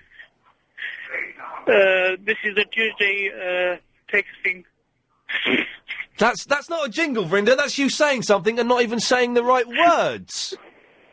Yeah, there's nothing wrong with it. There is something wrong with it. It's rubbish. Yeah, there's nothing wrong with it. No, but it's rubbish. That's what's wrong with it. All right, North Korea. What about it? Do you know anything about North Korea? Yes, I do. Yeah, I know more than you know. No one knows anything about North Korea. What do you mean no one knows anything about North Korea? Because it's like a mystery country, isn't it? Yeah, there's nothing wrong with it. Yeah, there's something wrong with it. It's not what you mean. It's a mystery country. What's that? Oh, it's a communist country, isn't it? Right, so? Anything that happens there, no one else around the world would know. People go into North Korea. And do you know that North Koreans can leave North Korea as there are a series of secret... Okay, there's... people know very little about North There we Korea. go, that's better, thank you. Right. We know they've got nuclear weapons. Yeah. But what's the point of invading North Korea when there's nothing there? What do you mean there's nothing there? We don't know what's there. Anyway, listen, you set a problem on my MySpace page. Oh, yeah. Tell, can you do the problem on the air? I can't remember. You must read it out. I know the answer. All right, what's the answer? Imhotep is invisible. Someone told you that, innit? It's the right answer. Basically, Verinda left a very complicated message on my MySpace page saying about Lord Scotland being half the height of such and such is at constant height. How tall is Imhotep? And he said, if you work it out, Ian, I will say anything you want on the radio. I've worked it out. Imhotep is invisible. Oh, okay. So, what do you want me to say? I want you to say, my name is Verinda, and yes, I did send John Holmes a gay email. My name is Verinda, and I did send John Holmes a gay email. Thank you. Mark is in the Blackwall Tunnel. Hello, Ian. Hello, Mark. Hi. I just want to say thank you very, very much. Both you and all your program listeners and all LBC listeners too. Guess what? You remember last week I told you about someone stealing my drinks? Someone stealing your drink. Oh, you had. Let's have a little recap. You were having. This was about 3 weeks ago. Yeah, about 3 weeks ago. You were having a wedding, and you had loads of booze stored in your garage, wasn't it? Yes. And it all went missing. How much booze did you have? Money-wise, it came up to about, let's say, about £600-700. £700 worth of Yeah. booze. Wow, Chris could get through that in an afternoon. And it all gone missing. All got missing. But funny enough, I think last week I got a call from the police. Oh, yes. To come to the station. Yes. Now, apparently, they found all the drinks. Now, what happened is, the guy that stole the drinks took it on off-license to sell. But the off-license owner was actually an ELE listener. Oh, you're joking. I swear. So You he are was listening- joking! No, I'm not. So he was listening when I made the appeal. This is incredible. So when they came to the shop... Yep. Hang on 1 second. Get Alexandra, the press person, to listen. Make sure she's listening now, Chris, because this should be in the paper. Carry on, Mark. Sorry, so when they came to the shop, he admitted that he's going to buy and he's going to pay for them. Right. So he kept them in the shop and called the police. Yes. Now, the police arrived and they didn't know what to do because he has no proof. Yes. Now, his proof is that I made the pill on your show. Oh, my God. Are they going to use me as evidence in court? Understand? So now what happened is, now I was caught, now they were arrested with his words. I was called in, then I proved that, yes, it's my, I even gave them, some of the gifts had my name on it. Right. So I quoted the names on the gift, and it was mine. Right. So because of your show, these guys was arrested. Hey, that's kind of cool, isn't it? I want to say thank you very much. And that was an LBC 97.3 exclusive. We're like crime fighters here. So what would I say? If anybody's losing anything in London, just call the Iain Lee Show. He will do it for you. Hey, Mark, well, I'm assuming you're going to send us in a few bottles of something, are you? It was used for the wedding. I can get you. Oh, what? Hang on a minute. You know what? We saved you £700, and you couldn't even send in a couple of bottles of Stella or something. No, not Stella. I'll get you Nigerian. You know the big Guinness. Oh, the Guinness. Well, the thing is, I listen. I don't drink, but I would like Chris. You the Nigerian Guinness. Yeah, I gave some big bottles. At least a carton of it. There's about Mark, 12 bottles in a carton. Mark, listen. I don't want anything from you. The fact that we helped is reward enough. You helped so much. You're a good lad. Make sure you call again. Seriously, get Alexander on that. That'll be in the paper. I'll have a bottle of Beck's. He's gone now. Oh. We shouldn't really accept, rewards for solving crimes. We should just do it for the pleasure of solving crimes. That's amazing. That's amazing. There you go. Something else is amazing. Charles in Worthing has called up. That's me. Hello, sir. Now, listen, you called up on Sunday, then you ran away. No, I think what happened, Ian... Someone was impersonating you? No, I think my battery must have gone flat. On the phone. All right, okay. Cordless phone. All right, yeah. Sorry about that. That's okay. I've pumped the battery up, but... You pumped it up, have you? Yeah. Good lad. Right, now, junk mail. Yeah, what? She's telling me not to shout, but I'm shouting anyway. Okay, what, why are you talking about junk mail? Now, let me go in the other room, then I can shout then. You hear me? Junk mail. Hey, listen, you're not... free phone, Ian. What? If it's free phone, then what they should do is ring them back on the free number, and we'll just waste their time. Okay? And then, if it's free post, just swap the envelopes over, swap the literature over in the envelopes and send it off. You see that then profit for BT and Royal Mail. Charles, stay there. Give me 30 seconds to work out what the hell you're talking about. For most people, chartered accountants... Charles, okay, so you're talking about wasting the time and money of people who send you junk mail. That's right. Good lad. Now, also... We're talking about North Korea the today. paper they use, Yes. it smells, there's a vile smell, and I'm wondering, is it carrying any germs? What? What? What? Yes. You think that the people who are sending you free catalogues and Dear Pizza Lover and things like that may be trying to poison you? Well, I don't know. Well, I think Ian, it's a vile smell. I think you do know. And I'll tell you something else. Our new phone book, that's worse still. It's in a cupboard and it stinks. Well, I've taken it out. Where do you keep your phone book now, then? Well, in a cupboard. Right. But it stinks, does it? That's the word. That's the word. That's the word, is it? Yeah, and I'll have to take it out and I'll leave it out. Charles, should we invade North Korea?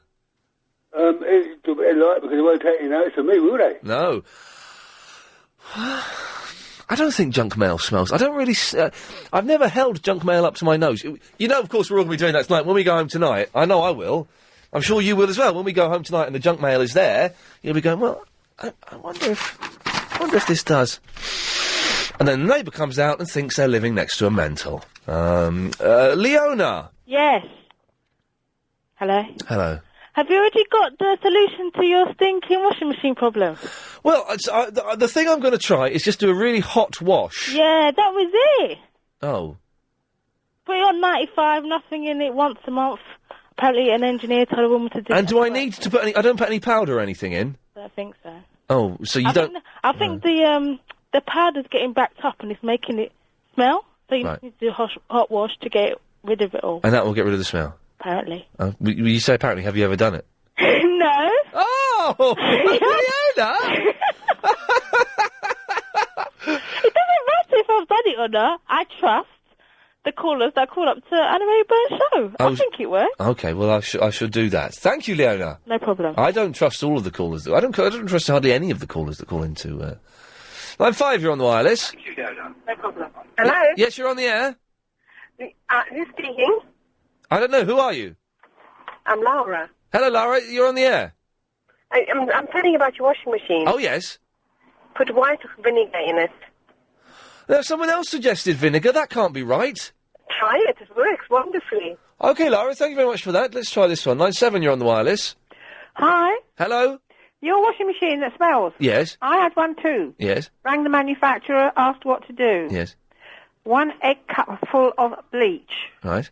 Pour it in the machine in the pre-wash. Yes. And do the whole cycle, the pre-wash and the whole lot. And then that should finish it. I don't know if I've got what a pre-wash is. Let's have no more calls on washing machines, for God's sakes. Let's just try this one quickly. Line 5, you're on the wireless. Yes? What is this? Anyway, no more calls on washing machines, if you don't mind. 0870 9090 973. Should we invade North Korea? You can text vote 84850. Noel Edmonds and his records. Leaving food is polite. Oh, yeah. What's the correct thing to say? Is it dirt cheap or dead cheap? Chris and I were actually having a row outside LBC Towers today as to whether you say dirt cheap or dead cheap. 0870 9090 973. Oh, I left my water downstairs. Flipping out. According to, Chris! Could you get my water from downstairs? Now? Yeah. And could you buy me some chocolate? I'm bearing in mind I haven't got any money today. I've left all no change. Suppose so. Thanks very much. Do it with a smile on your face, can you, eh? No. Okay. What do you want? Well, but my water in a bottle of chocolate. Bar of chocolate. Treat me. Just, surprise me. Okay. As long as it hasn't got nuts in it. Okay. Don't surprise me by getting something nuts and say, well, the surprise is it's got nuts in. Because I will punch you. Maybe I will. Maybe I will. Or maybe I will punch you. Anyway, Dave has emailed in an anagram of Noel Edmonds is sodden lemon. I don't know if that's true, I can't bother to work it out, but there you go. 0870 9090 973. Do we say dirt cheap or dead cheap? Is there a difference, and is one correct and one wrong? Because I was having a big row with Chris. I think it's dead cheap. Maybe it's a regionalist thing. Maybe the Northerns say that... Chris, any time you want, because I'm putting out new topics, which means we're going to get lots of new calls. I'm leaving! Yeah, well, okay, well, the calls are starting to come in now, mate. Unbelievable, you know what I mean? Maybe dirt cheap is a northern thing. I don't know. Don't call in. Oh, I can't believe I'm saying this. Don't call in for a few minutes because Chris isn't here to take your calls. I can see Nick. I can see John are ringing in. Don't ring in for a minute. There's other stuff I wanted to talk about as well, but just got to wait till Chris gets back. Demetrius. Hello there, Ian. Hello, Demetrius. And the phones have gone mental. Listen, if you're calling in now, don't, because Chris isn't there, and I've got another line up, so I can't put you straight to air, so just chill out, man. Yeah, chill out, guys. Chill out, guy. How are you, my friend? I'm alright, Demetrius. I love the show, man. Thank you. No, we should not invade North Korea. Okay, why not? Because we've got nuclear, hardware. Yeah. Americans... Let's nuke them.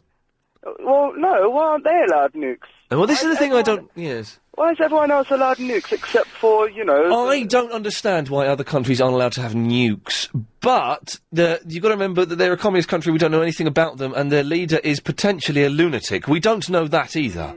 Well, back in... I don't know if you know, but in the 60s, the Americans were worried about the Russians, that they were testing nuclear bombs on the dark side of the moon. What? What, the Pink Floyd album? No, not the Pink Floyd album. Oh, right, sorry. You mean the actual dark side of the moon as opposed to the concept? Yeah, that Russians were taking nuclear bombs up to the moon and testing them. It's possible. So, what the Americans saw, I can't remember the scientist's name, they created a satellite that can basically home in on nuclear bombs. Yeah, that's right. And so they can see if the Russians were actually... Right. And why are you telling me this? I don't know. Okay, well, there we go. It was good crack, wasn't it? Right, let's get rid of some of these. Line 7, you're on the air. Oh, you bottled it. Okay, let's try this one. Line 2, you're on the air. Hello? Yes, you're on the air. What do you want? I forgot now. Okay, thanks very much. Just trying to sort these through while Chris isn't here. Line 7, you're on the air. Hello, Ian. It's Darren in the taxi. Darren. How you going, mate? I'm all right. I'd just like to see what you think about that geezer calling you a hypochondriac mummy's boy yesterday. Who was that? That idiot who was the Ian Lee wannabe who was on yesterday. Did he really call me that? Yeah. Oh, then I'll stop saying nice things about him then. That's it. Give it to him, mate. Well, we won't give it to him. But maybe I am slightly hypochondriac. I'm not mummy's boy. Well, a little bit.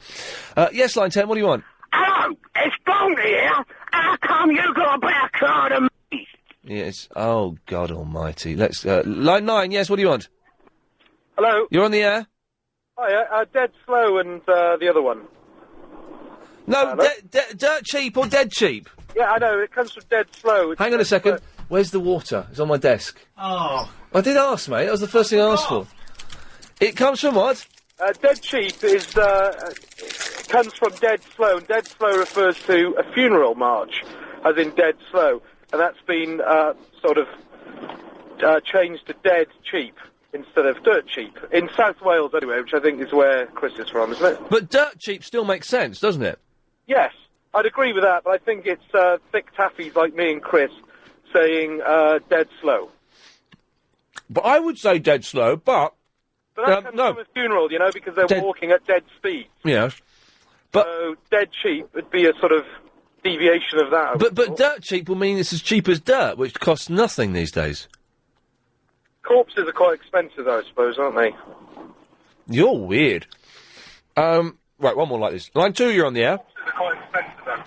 Hello, I'm a bit late now, and I was going to ask you, what did you think Chris was going to get you? What was you hoping Chris was going to get you? Because he got you a bar already, is he? I was hoping he'd get me a Kit Kat. He's got me a Twix, and I'm happy with that. I was going to say Twix! Oh, no, you weren't. Flo! Yes. Hello. How are you, Ian? Thank you, Chris. Don't slam it down. Why is this really warm? Chris has been in the office. This water. He's got me a bottle of water, Flo, that I've brought in today. This is really warm. Hang on. You've not... I mean, you've got a dispenser there, a cooling... Yeah, we have. We've got a water dispenser. We're not allowed to fill our bottles up on the water dispenser. Why is that? Because it makes the water taste of fish. Taste of fish? Apparently there's a build-up of bacteria if you keep putting water bottles around the thing, and it makes the water taste funny. What, the water bottle itself that you're using? The water? Oh, the water tastes of fish. Yeah. So it's not the bottle that's making the... No, because some people were complaining that the water they were getting into the cups that are there for us, but there's never any cups, they've always run out, was tasting of fish. Oh. And this is great. Hang on. They had experts come in and they tested the water, and it was all sent off to laboratories and stuff like that. And it took like 3 months and thousands of pounds. It's absolutely true. And then they found out it was just because people were putting their water bottles up against the... Oh, mate. Yeah. Is it a waste of money, or is it... Well, no, they found out the answer, so everyone's happy. Everyone's happy? All Yeah. right, okay. Yeah. Anyway, what do you want? I think, I'm pretty sure I go with the Dirt Cheap myself. Oh. Strictly on the case of, you find dirt anywhere and you don't pay for it. So it's got to be as cheap as dirt. Well, yeah, but dead cheap doesn't make sense. But quite often we say dead just to emphasise something, don't we? Do you think it means... Okay, I'm going on the other side now, on the dead side. You wouldn't buy anything that's dead? Hang on a minute, that fella was talking nonsense, because you say dead slow, but you also say dead fast. You just say dead to emphasise stuff. Dead fast, yeah. I've heard of that. Dead good. Myself. You say something was dead good. Dead good. Yeah, you just repeat Dead them. hot. Dead hot. No, stick dead on front of everything, really. Yeah, there we go. Yeah. Okay. 08709090973. I don't know if there is. We got to about 20 calls when you were away, by the way, Chris. I don't know if there's a definitive answer, but if we can find it, dirt cheap or dead cheap. More of your calls after some of this. This weekend is Mazda's wearing jeans for the first time. I am. Right. For the first time in about a year. Why? I'm wearing brown cords. No, steady on, because they look all right. No, well, why have you changed? Just because I've been wearing jeans every day. You know, I wear jeans. I'm a jean babe. Don't let people get a word in edgeways, do you? No. No, I've been wearing jeans every day for a year at least, probably even more. And I was thinking, I haven't really got any other trousers, and I bought these cords in the Gap a while ago, and it feels nice not wearing jeans. Ian, can I ask you a question? Because I don't really know much about it. I just kind of catch your Yes, Tanya. Your radio station. Yeah, I have to say, I love it. How old are you? I'm 33 years old. You shouldn't be wearing cords. What is wrong with these? Hang on a minute. Chris, have a look at this. I look all right, don't I? These look all right. Yeah, I bet they're dark chocolate brownie ones, They look aren't a bit brown. Well, they're brown. That's why they look a bit brown, because they're brown. But they look all right, man. Yeah, but I bet they're dark chocolate, aren't they? They're not the thorny ones, are they? No, they're dark chocolate, yeah. Yeah, I know, and I bet you've got kind of a blue collared shirt with it. No, I was wearing a blue collared shirt the other day. No, I'm wearing a white T-shirt and a grey jumper. No, grey doesn't go with brown. What's wrong with you? What do you mean it doesn't go with brown? It looks You're fine. just like a 60-year-old now. A 6-year-old? Yeah, you can't wear a grey jumper with brown, dark brown... What is wrong with that? No, you can't. Oh, that's all right. You're 10 years, 11 years younger than me, and I wouldn't wear that. Well, you're a 44-year-old woman, I'm are a you? 44-year-old, and I like cords. Listen, I'm a trousers babe. Right, I'm a jean babe, really, but I've worn cords in my life, so I can give that. I like cords. You do not wear...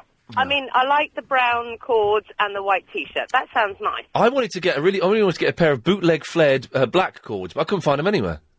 Well, anywhere in the Gap cord section. You need to go Blackbush Market. You get everything down there. Oh, nice. Dead meat, everything. Yes. Now, listen, Ian, the reason I phoned you... Yes. ...was because you had indigestion problems a while ago. Oh, God. On Sunday night, I wolfed down... No. Well, I phoned you and I told you to go and get some Zantac. And you said the last time I had that... Finish what I'm saying. Let me finish. Huh? I, on Sunday night, wolfed down 7/8 of a large Domino's pizza. Oh, I bit my teeth then. 7/8 of the large Domino's pizza and potato wedges within about 25 minutes. Then did the Sunday night show, and I was in agony. Well, we talked about this, and I told you to go and get some Zantac a couple of weeks ago, and you went, the last time you got that was from the States, and I told you can go and get some boots, and you haven't bought it, have you? No. Well, you're pathetic. Yeah, that's fine. Go and buy some Zantac. Okay. Or I'll send it to you. Okay, no, I'm not... Hey, listen, don't accept food from listeners. Certainly don't accept drugs from listeners. 08709090973. Jackie! Hello. Hello. I've got an answer to your it's not right, it's not wrong. Oh, okay, so it's not right, it's not wrong. What's in between the two? It's not right, it's not wrong, it's the law. And you know your toilet flushing. Whoa! Don't move on as though that makes sense. That does make sense. It doesn't make any sense. No, because sometimes the law can apply to some people, and other people think it's like idiotic with speed cameras that catch you out. That's not right. That's not wrong. But it's just the law. But the law is quite often right, and it's often wrong. It's just the law. When is the law wrong? Well, when they put a speed camera somewhere that catches people as they're coming around. Well, no, but that's not the law. The law is you shouldn't speed. The law is that they shouldn't speed. No, yeah, but and that's right. No, but if the speed it changes halfway round the corner. Well, it doesn't do that, though, does it? It does. Oh, it does. No, it doesn't really. It does. But the trouble with your toilet. No, because that's not the answer to that man's borderline philosophical question. It's because another thing is, you see, I'm being evicted from my home of 42 years. Oh. They're saying I've got a bedroom too many. God, I wish we'd gone onto the toilet. Exactly. Yeah. Can we go onto the toilet? Yeah, can we? Right, the reason your toilet is flushing all the time... Yes. ...is because you had a rubbish plumber and he's messed up your whole plumbing system and now your toilet is flushing into your washing machine, which is why it stinks. No, it's not. It's not. Because you didn't get the Zantex. Which is... Oh, she's gone. She is borderline insane. Well, no, that's nonsense. No, the flushing thing is, my toilet, I've had a new bathroom put in. If you've been listening to the show, you'll be aware of that. And the toilet is kind of on a semi-permanent flush. The guy's coming back next week and it'll be fine. I mean, I can't do it because the top is sealed on, so I can't get in there. But, it'll be fine. Young Phil. Dovi, good afternoon to you. I mean, Ian, shouldn't be cheeky really eating pizza all the time, should you? No, you shouldn't, because you get cut off. So, 0870 90 90 973 is the telephone number. I'm not in the mood to have idiots like that. Talk to me like that. But it doesn't mean we've got no calls there. Oh, so we've got Nick. Hello, Nick. Look, this is blowing my mind. You know, you were saying about that water and the fishy smell. Oh, this is the drinks dispensers, the water dispenser here. Water cooler, isn't it? Mate, I've got one of those double fridge freezers, all right? You know, where you put the cup in there and it does the ice and the water. Oh, I've got one of those. Does yours have the option to do ice cubes and chopped up ice as well? It does crushed ice Yeah, crushed ice. and cubed ice. It's nice, yeah, it's At good. one time, Yeah. the ice cubes have been smelling of fish. Yep. Now, I've tried everything, and now what you said is literally, it's probably kicked into place, because we always reuse those bottles. Yep. We put them underneath them and fill them up. Yep. Can't be that, surely. It is that. You want to give it a good old clean with a bit of disinfectant. Yep. And you want to make sure, well, you don't want to put it right up to the nozzle, basically. It can't be that, surely. I mean, I'll tell you why, because the ice cubes don't smell, because we haven't been bothered filling up the bottles of water lately. Have you got any fish in your ice, in your freezer?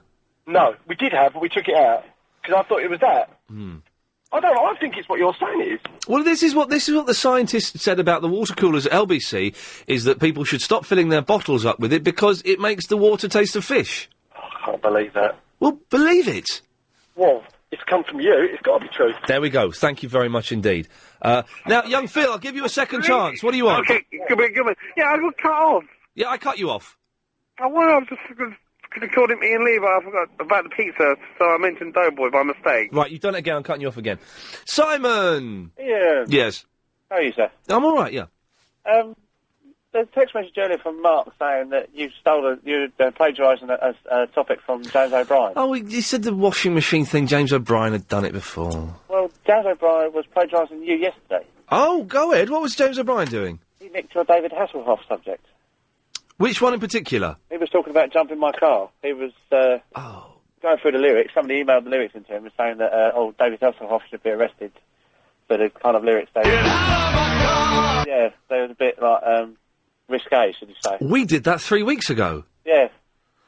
So I think he's a bit behind the times. He's a little bit he's like an old man, isn't he? A little bit like one of them old men that you hear so much about. Well, that's good to know. Thank you, Simon. No problem. Mate. There we go. 0870 9090 973 is the phone number. We got no calls again, and I'm not taking line 2 because we know who that idiot is. In fact, I'm going to cut him off there. Right, this is young Phil's last... Young Phil, this is your last chance. I love you, Ian. I love you. You're slim, you're good looking, and you can wear cords such a bad colour. It's not a problem. Okay, I'm hovering over the button. What do you want? Yeah. What would I like, you mean? That's better grammar, isn't it? Right, Right, no, he's kind of not... He phones up and he's rude. And he was rude then, saying like, the colour of my cords is bad, but I let him get away with that. And then he's correcting my English. Line 5, you're on the wireless. Oh, hello. Hello. I better turn the radio off. I didn't think I'd get through that quick. We're a little bit desperate. Oh, obviously. Yeah, it happens. You know the, you're not right, you're not wrong thing? Oh, yes, I do, yeah. It's debatable. So, in between it's not right and it's not wrong, it's debatable. That's it. Yeah, I don't think that is. Arian. Yeah, Hello. I know the answer. Yes? It's not right and it's not wrong. The person who said that is wrong. Because you can't have... If you got right, then you must be wrong. If you're not right, you must be wrong. If you're not wrong, you must be right. I reckon the reason he said it... Yeah. Because the person he's saying it to... Yeah. Is either wrong, and he just wants to let him off lightly, or he's right, but it's just an option they hadn't considered, so he's trying to sound like he thought of it already. Do you know what, Arian? I think that's probably the closest we're going to... That makes more sense than any of the other nonsense we've heard so far. There we go. I think so as well. Excellent stuff. Well done. There you go. Thank you very much. 0870 9090 973. They're all phoning in now. Look, all the coming out to play. Ian at lbc.co.uk. Oh, we'll have the results of the text vote very, very soon as well. If you've just missed that bit of Ian Lee... Young Phil, what do you want? Oh, please, I'm trying to make it up with Ian. I'm offering, I'm going to give him, if he would like, 5 free training sessions. So I do personal training. Yeah, he doesn't want them. He doesn't want them. He might do. What do you really think of him, though? I think he's a dude. Okay. Well, you're talking to him now. You know you're on the air. Am I really? Yes. Oh, excellent. I got straight through just like that because you cut me off before because I commented on your... I'm going to cut you off now because I have to go to the news. Available on See, the thing is, when you have a text machine on, we won't have it on tomorrow, but we'll do it every Tuesday, maybe, is you get people just sending in nonsense. A text we've had, 84850, and if you're wondering why I am doing texts today, we're having a text vote about whether we should go to war with North Korea. That's the question. That's it. And I asked about baths. Rolling over in the bath. Ian, why motorists are enemy number one under Labour, or how to raise taxes by demonising people, topic for presentation. What does that mean? You know, I'm not John Gaunt, I'm not Mike Stickin, I'm not going to be talking about that. For God's sakes. Dave, have you ever shared a bath with someone? Family members or anyone else? What? Oh, share the bath. Sorry, no. Apart from a girlfriend. So you have? Yeah. Right. What is it? This is insane. Now, I shared a bath with a girl once. It was, and without, going into any detail or anything, it was the most uncomfortable, unerotic, awful experience I've ever had. It was terrible. Which way were you sitting? Is, I guess, the first question. I had my back against the bath, and the young lady was in the front, and it wasn't. We weren't going to do anything. We just thought, it'd be nice to have a bath together. It was horrible. It was uncomfortable. It was cramped. It was, oh, God Almighty! No, thank you. Yeah, it doesn't sound very. You're also quite tall, though, aren't you, Ian? That's correct. I'm just under 6'3" now. Yeah, so the normal-sized bath isn't going to accommodate you. Can I suggest maybe? You've just had your bathroom redone, haven't you? I've had it redone, and the bath I've got is crap. I've not had a bath yet, because I'm a little bit nervous to use it. I am... Do you know what? This is true. I'm nervous to use my new bathroom. Partly because it's not quite finished yet, and there's no shower door, so I can't have a shower. That's what I'm really looking forward to. And the shelves aren't up in the cupboard and stuff like that. But partly just because it's so new, I don't want to ruin it. You don't want to get it dirty? I do not want to get it dirty. And I've got everything in there is white. I've got too much white. That was my big mistake. But so it looks just, lush and pristine at the moment, and I don't want to ruin it and get it dirty. Fair enough. What type of bath have you got? I don't know. What do you mean? What type of bath have I got? Is it like one of the corner jobbies, or is it kind of a regular? It's a regular straight bath, Okay. but it's quite wide. It's wider than I thought it was going to be. Is it longer than your average? Well, not longer than your average. I think it's longer than... do you know, I don't know. I think it's longer than the old one. I need to get in there and You need to get in there, preferably with the girl, just to try out the size of the bath with the girl back in the... I tell you what I could do with this bath that I couldn't do with the other one. This bath, the taps are at the side in the wall. So I could be sitting at one end, and the other person in the bath, it could be a girl, it could be Chris, if he plays his cards right, could be sitting at the other end of the bath, so we can be playing footsie together, instead of one leaning back on the other. Chris, how do you feel about that? Chris? What time? Sorry? How about between Coronation Street, so about 8 o'clock? Good for me. Nice one. Excellent. Anyway, Dave, what did you call in for? I called in for, that was it. I wanted to welcome you back from your absence. Where were you yesterday? Oh, I was filming a TV show, and, I shouldn't have bothered taking the day off to do it, because it was awful. Well, besides that, listening to LBC between 3 and 6:30 yesterday was not a pleasurable experience for me. Well, it's one of those things, isn't it? It's horses for courses. John Holmes filled in for me. He's filled in for me in other things. And some people like him, some people prefer him, some people don't like him and prefer me. It's kind of... Yeah. The bigwigs at LBC need to know that without you, those hours between 3 and 6:30 aren't very good. Wow. Supposing they got someone else in to do it. Who?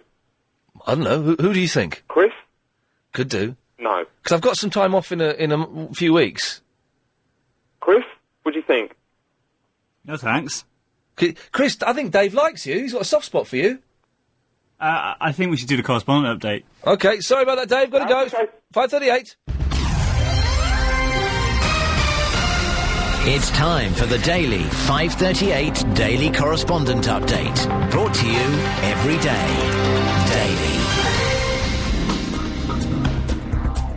Hi everyone, I'm Sahib, your Hong Kong Asian movie correspondent. The Friday just gone saw the release of the Martin Scorsese film The Departed, which, as most of you may know, is a remake of the very good 2002 Hong Kong film Infernal Affairs starring Andy Lau and Tony Leung. It's going to be interesting to see whether this film is as good as the original, which, although good, wasn't exactly a classic, but had some top-class acting, especially from the two leads, Andy Lau, and arguably the best actor in the world, Tony Leung, whose character will be played by Leonardo DiCaprio in this remake. Thank you. This is Kev, live from Sharm el-Sheikh in Egypt, WWE correspondent, and here is my update. SmackDown's No Mercy pay-per-view was this past Sunday in the States, and in true Verinda fashion, it was well funny, innit? Yeah, that's funny, isn't it?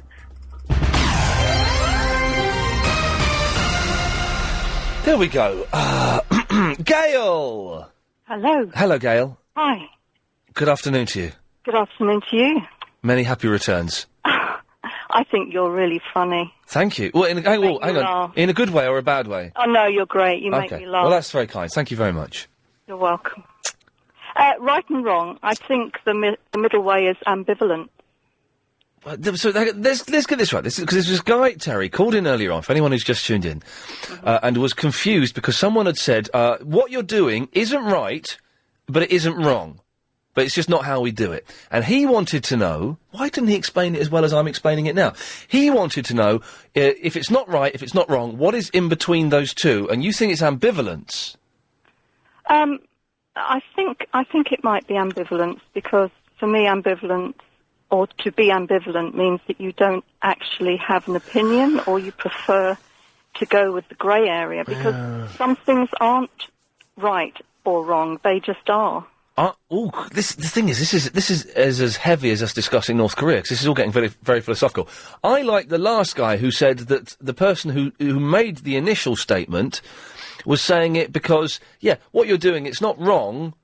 I'm confusing myself. Terry, you've been listening all show, Terry. What do you think? Well, to be honest with you, I haven't been listening all show. But after I spoke to you, I went home and I went to pick my son up from school, and I was just coming out this evening. I turned the radio on and I hear it's not right, but it's not wrong. And you've made a show out of this. And first of all, you're saying, "Oh, he's a nutter." I don't understand. Oh, we're still saying you're a nutter. Don't worry. Yeah, but you've built a show on the fact that one of your callers has presented a topic. And remember, I started with Mystery Hour. No, it wasn't a mystery. It wasn't a mystery. It's not a mystery. Well, it's a mystery because nobody knows the real answer, so it's a mystery. It's not. No, it's not a mystery. Well, it is. No, it's not. It's just a question. No, it's not a mystery. It's a question. It's not. It's a mystery because nobody has come up with an answer, and every answer is correct. They're not right, and they're not wrong with their answers. Oh, for God's sakes! First of all, Gail is wrong. It's not ambivalence. Sorry, Gail. But thank you. Well, she's not right, but she's not wrong. No, she's wrong, Terry. How is she wrong? Because in between right and wrong is not ambivalence. How do you know? Because it's not. But you don't... Well, what is the answer, then? A fella called up... Thank you, Gail, sorry. A fella called up earlier on, about 10 minutes ago, and he got it right, when the guy who said it to you was, basically didn't want to admit that you'd found an equally acceptable way, so it means nothing, Terry. There is nothing in between right and wrong. It's there must be. It's either right or it's wrong. Then why have the saying, it's not right, but it's not wrong? Because people say it when they are not intelligent or brave enough to say, hang on a second, wow, what you're doing is fantastic. Yes, carry on doing it that way. Yeah, but hold on, I was brave enough to ring up and pose it. Wasn't I? What does that mean? I was brave enough to say, look, I don't know what this means, right? It's not right, but it's not wrong. That's irrelevant. Well, it's not. I'm talking about the person who said it to you. Yeah, but they didn't know whether it was right or whether it's just a preference, isn't it? Barbara? Yes. Yes. Who's that? This is Iain and Terry. Iain. Yes. Right, Iain. Oh, God. No, yeah, I know. I'm going to disguise my voice a little bit because I was woken up by my own voice on the... I'm not kidding you. I thought I sounded different to that. My voice sounded complete. I was fast asleep, Iain. What? Fast asleep. And I was woken up, and I thought, that sounds like me. It must have been on this, what is it, your podcast, whatever you do. And it blooming was, it nearly gave me a heart attack. What are you talking about? Eh? What are you talking about? I must have been on the podcast. because I was woken up by my own voice when I was on the radio. I was fast asleep. Speaking in her sleep. Oh, God. No, I was fast. No, don't mind about, oh, God. Don't you start on me. Well, I'm going to cut you off now. Why? Because I've got to go to the news. Terry, sorry, I thought she had an answer to your problem, but it turned out she was... Thanks a lot, Ian. Yeah, Nice to speak to you, thank you, very nice to speak to you as well. Oh, not stuck again, Dad. Next, why doesn't LBC promote the fact that LBC News is also on DAB as well as AM 1152? I just assumed you'd know. By the way, the text machine will be off after 6, so you've got a few more minutes to get your votes in. 84850, should we go to war with North Korea now they have nuclear capabilities. Darren! Hi, Ian. Yes? Just quickly, I just want to, from earlier when you said, is it dead cheap or dirt cheap? Oh, you're dead cheap or dirt cheap? Right, but first of all, I want to clear up is it right or is it wrong? Oh, he's teasing us. There's a little tease. I'm going to be staying to the end of this phone call. I just want to say, am I bothered, though? I'm not really bothered in that. I'm bored of that subject now. Is it right or is it wrong? Okay. Right, but I've always said dirt cheap. Have you now? Yeah, but I've never known why. Well, because it's as cheap as dirt. But then, I've never brought dirt. Well, no, you don't need to buy dirt. You can get it for free. Right. Do you not understand that? No, I've just always said dirt cheap. Right, and do you know why you say dirt cheap? I haven't got a clue. Because dirt is free. Right. I know that. So, why do you think you say dirt cheap? I don't know. Why don't I say dead cheap? Right, because dirt is free. And dead isn't.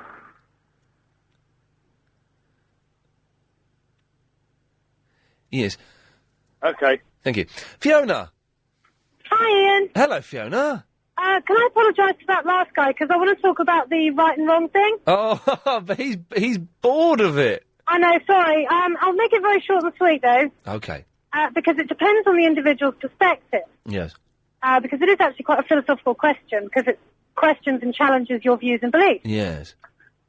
So, one shouldn't just say it's right or wrong, but things just are. Oh my God! This is you can't phone up at you can't Fiona, you can't come on at 10 to 6 and make a statement like that. Most of the people. It's not right. It's not wrong. It just is. Most of the people listening to this won't understand what you're talking about. Oh, well, you understand though. I kind of got my head around it a little bit, but things I know. Okay, I understand the concept that things just are and they are and that's it. But some things are right and some things are wrong. Well, that's absolutely true. But what I would consider right, you and thousands of other people may consider wrong. And Murder. I consider murder wrong. Under certain circumstances, yes. What? Under certain circumstances, absolutely. But that means under certain circumstances, murder is right. Yes. When? Oh, I don't know. You hear about domestic abuse that goes on for years and all of that kind of thing. Yeah, but still murder is wrong. Oh, murder in its purest form and sense, absolutely. No, murder in every sense is wrong. No, I wouldn't. You see? But you give me an example. It's not wrong. But okay, when I say you are wrong on this, and you are wrong. In your opinion, that's your view. That's what I'm saying. It's all subjective. No, it's wrong. Tell me when murder is right. Okay, when there's been cases recently of ladies who've suffered years and years of domestic. Sorry, this is getting a bit heavy. I do apologise. No, that's fine. We can do this as well.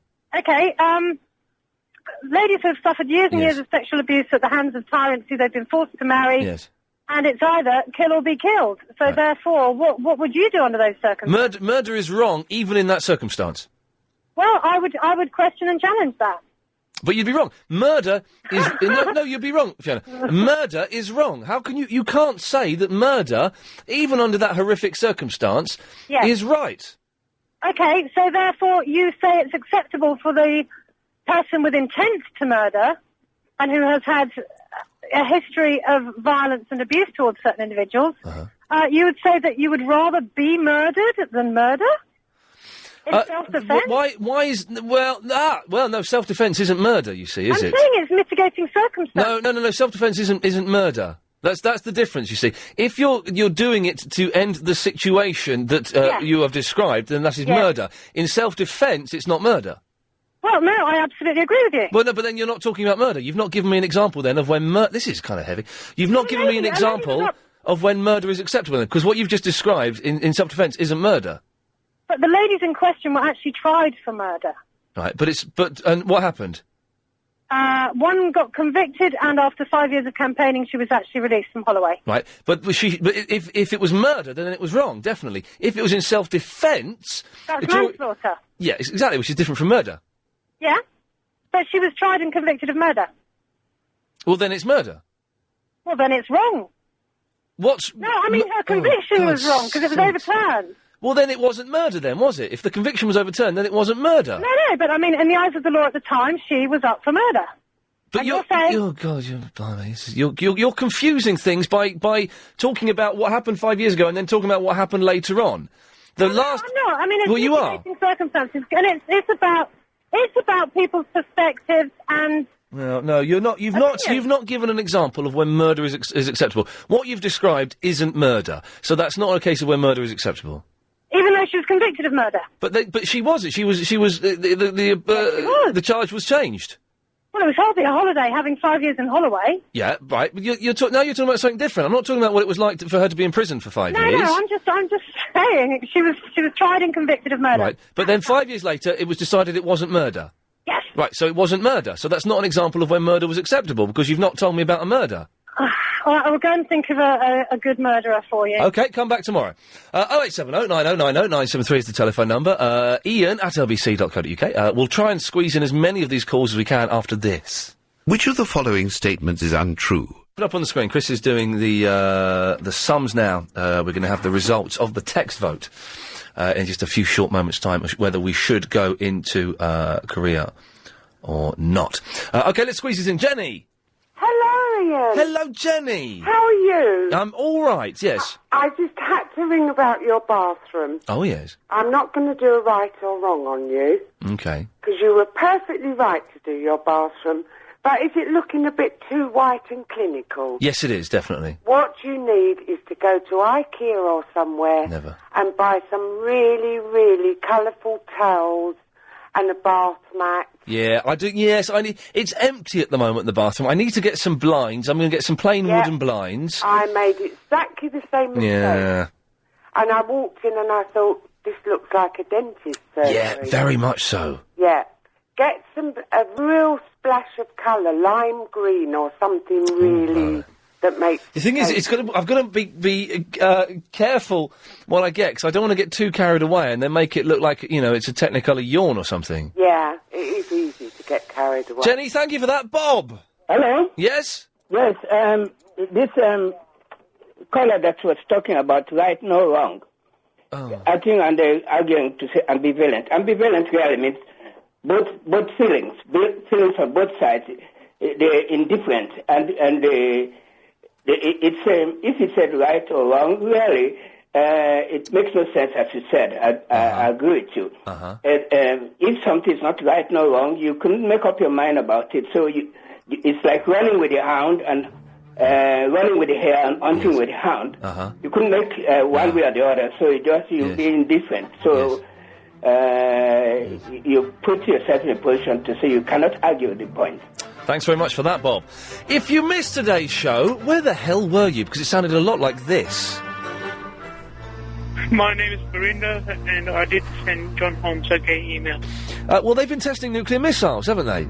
So, what do you think we should do? Because the reason we've not gone into North Korea before is the fear... It's not right, but it's not wrong. Somebody said to me, we don't do it. It doesn't mean it's right, it doesn't mean it's wrong, we just don't do it. So surely that means that they think it's wrong. But what's the thing in the middle? If it's not right and it's not wrong, what is it? The term for Noel Edmonds' shoulders is he's got shoulders like a ketchup bottle. Porridge oats. The reason we've not gone into North Korea before is the fear, I mean, it's part of the axis of evil, is the fear that China would turn against us as they're allies with North Korea. Once China get involved, it's game over for us. But China have expressed their disgust. And we have the results of the vote today. 35% of you say no, we shouldn't go into North Korea. 65% of you are racist. There we go. 08709090973. For the next 30 minutes, last 30 minutes of the show now, it's Triple M, your calls going straight to air. Don't worry, if you don't like calling up because you're scared you're going to have to speak to my producer, Agent Chris, you don't have to speak to him between now and 6:30, because he don't do nothing for this part of the show. So if you want to give us a call, 08709090973. There is a 7-second delay, so don't swear, don't be libellous, and yes, libellous is the correct term. It's not slander in this instance, because we'll dump it and we'll stop you from ever getting on the air again. It's as simple as that. OK, we'll take your call straight to air after the latest LBC 97.3 news. 9090973. Calls go straight to air. Line 9, you're on the wireless.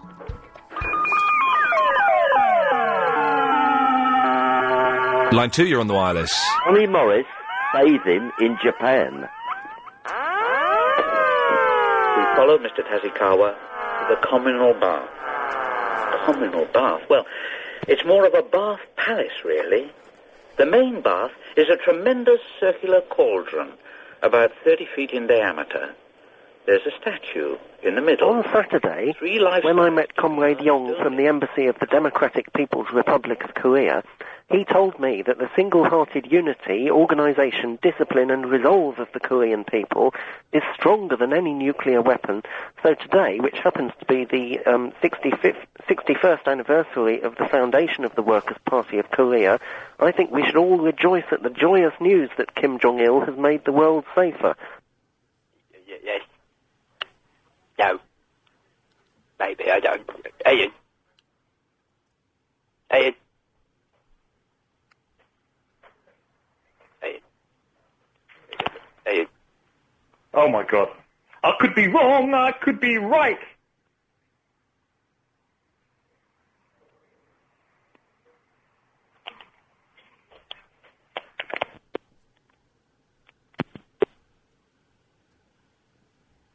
Line 8, you're on the air.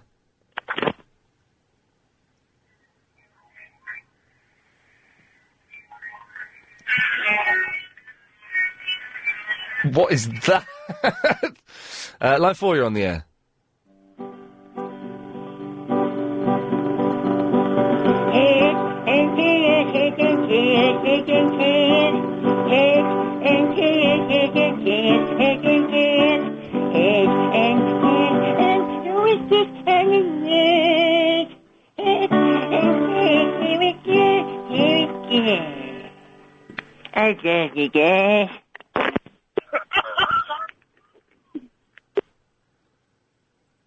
Line 2, you're on the wireless. Hey, little hen, when will you lay me an egg for Friday?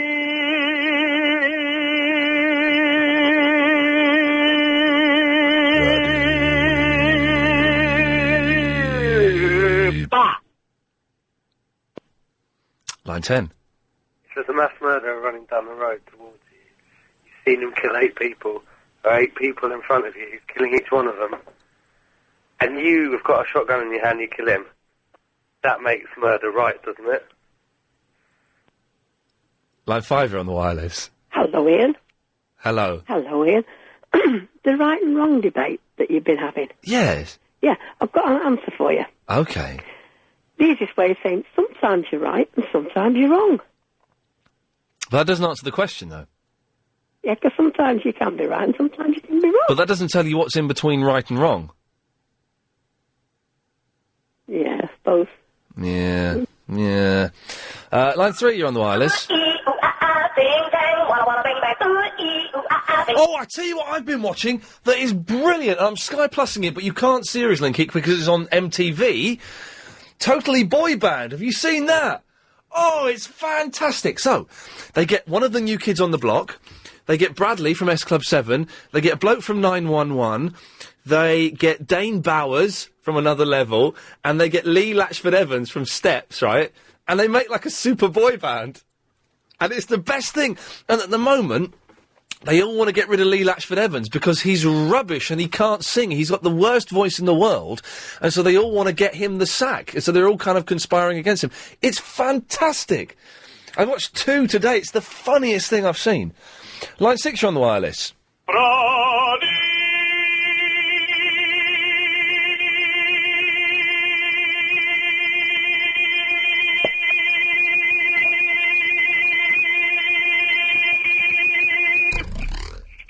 God, I'm wasted. Wow. Well, yes, I think Chris is as well, actually, judging from the look in his eye. I'm not sure. Line 3, you're on the wireless. Ian, it's Velvet. Will you get me a canned tuna on your way home tonight? No, you're only having biscuits. You're on a diet. I'll scratch the sofa. But get out of there! You shouldn't be in the living room. I should have shut the door. Yes, line 1. Yes, again, I can't hear what you're doing. You need to play a bit louder. Line 7, you're on the wireless. Zippity-doo-dah, zippity-ay. My, oh my, what a wonderful day. Plenty of sunshine heading my way. Zippity-doo-dah, zippity-ay. You are a legend. Yeah, there's nothing wrong with it. Line 1, you're on the wireless.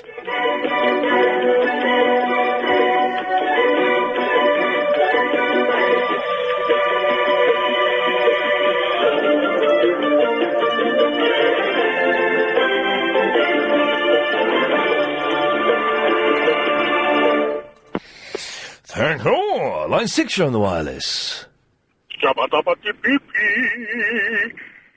Yes. Oh, God. Line 8, you're on the wireless. Euthanasia. Is that not acceptable murder? No, it's not murder. Why? And also, it's against the law. But it's not murder, is it? Well... Because there's an element of willingness to die, so it's not murder. So it's suicide? It's assisted suicide, isn't it? Well, isn't that illegal? Well, yeah, but it is illegal, but it's not murder. Well, isn't suicide murdering yourself? No, it's suicide. Well, but isn't suicide... You're killing yourself, right? Yeah, but that's not murder, it's suicide. It's a different thing altogether. It's not murder. We're talking specifically murder. You can't win this one. Line 10, you're on the wireless. Hi there. Could you put the thinking tune on, please?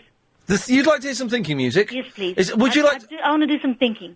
Anything in specific you want to think about? Holiday? Okay, well, tell us your conclusion after this. Okay.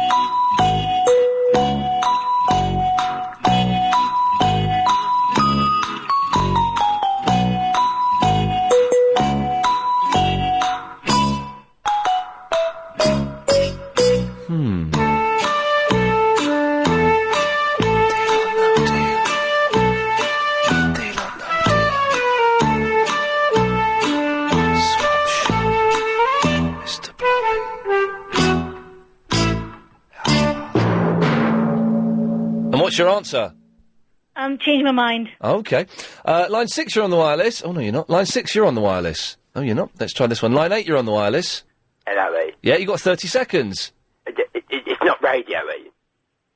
You playing music, but it's not radio, Ian. Is it? I know why you like playing it, Ian, because you get to sit back on your behind and not do anything, Ian. And you put people on, talking. I don't want to talk to strangers. I talk to Ian Lee. Laziness, Ian. Be careful or I'll get you sacked. I'll take it. No. Ian, are you there? No. In 1802, you sprung from humble farming... Rattle through as many of these as we can. Line 1, you're on the wireless. Hi, my name's Africa. Can I speak to Ian Lee? You're speaking to Ian Lee. Oh, hi. Hi. What was your name? Safa. Safa? Yeah. Hello, what can I do for you? I just want to tell you that I'm a big fan and you're mad. Hey, nice one. Yes, you must be quite mad for phoning up, though. No, I'm not. Okay, well, there you go. You beat me in that one. Line 2, you're on the wireless. Oh, yeah, I now know what goes between right and wrong. What? It's the letter O.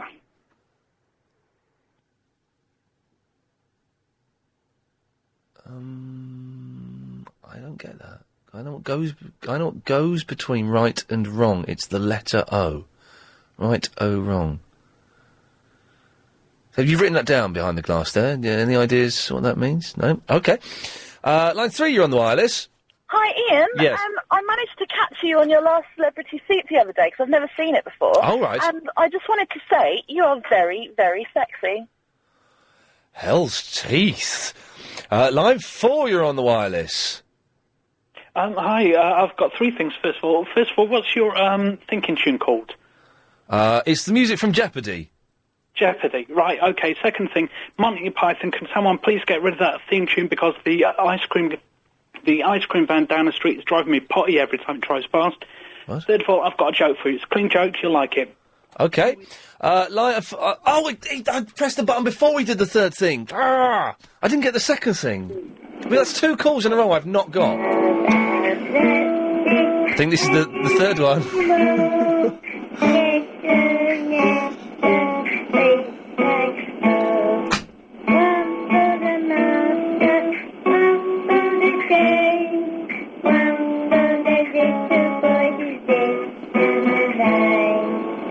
Thank you. Line 6, you're on the wireless.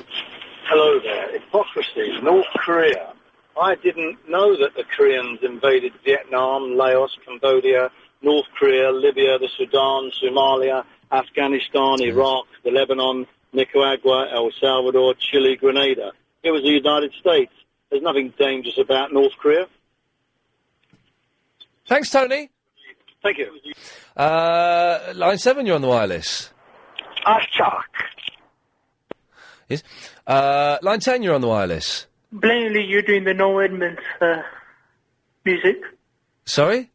You're doing the Noel Edmonds music. Yes, do you want to hear it? You're doing the sounds, aren't you? Well, I'm not doing the... My name is Verinda, and I did send John Holmes a gay email. Sorry, do you want to carry on this conversation, or do you want to put the phone down now? I'll give you £100 if you cut me off. Too late.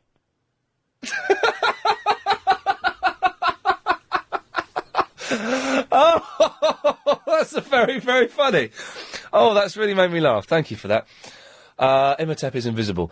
Line 10, you're on the wireless. Very funny. Oh, no. Hello? You're too slow. Line 7, you're on the wireless. Oh, there is nothing either good or bad, but thinking makes it so. Okay, I'm just not getting these today. Maybe I don't know. Maybe I'm an idiot. That's possible, isn't it, London? Have you thought about that? Maybe I'm an idiot. Line 4, you're on the wireless. I think that Tony meant to say Laos, not Laos.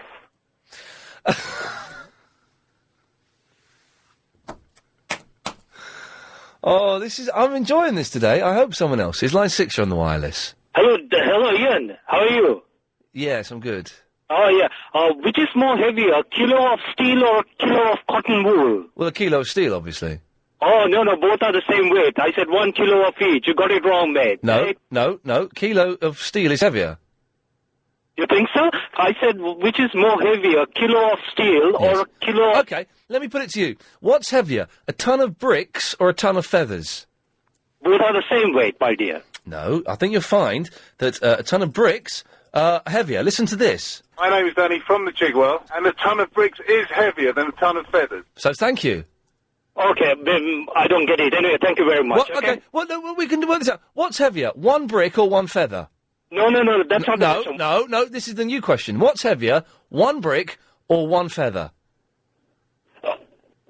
1 brick. Okay, so what's heavier, a load of bricks, i.e. a ton of bricks, or a load of feathers, a ton of feathers? No, you're not comparing like. Yes, I'm comparing a ton of bricks to a ton of feathers. What's heavier? Both are the same. No. 1 ton of each. No. Ton Think of bricks. about it. I'll talk to you later, okay? Bricks, he's going to put the phone down. Bricks are heavier. Have you put the phone down?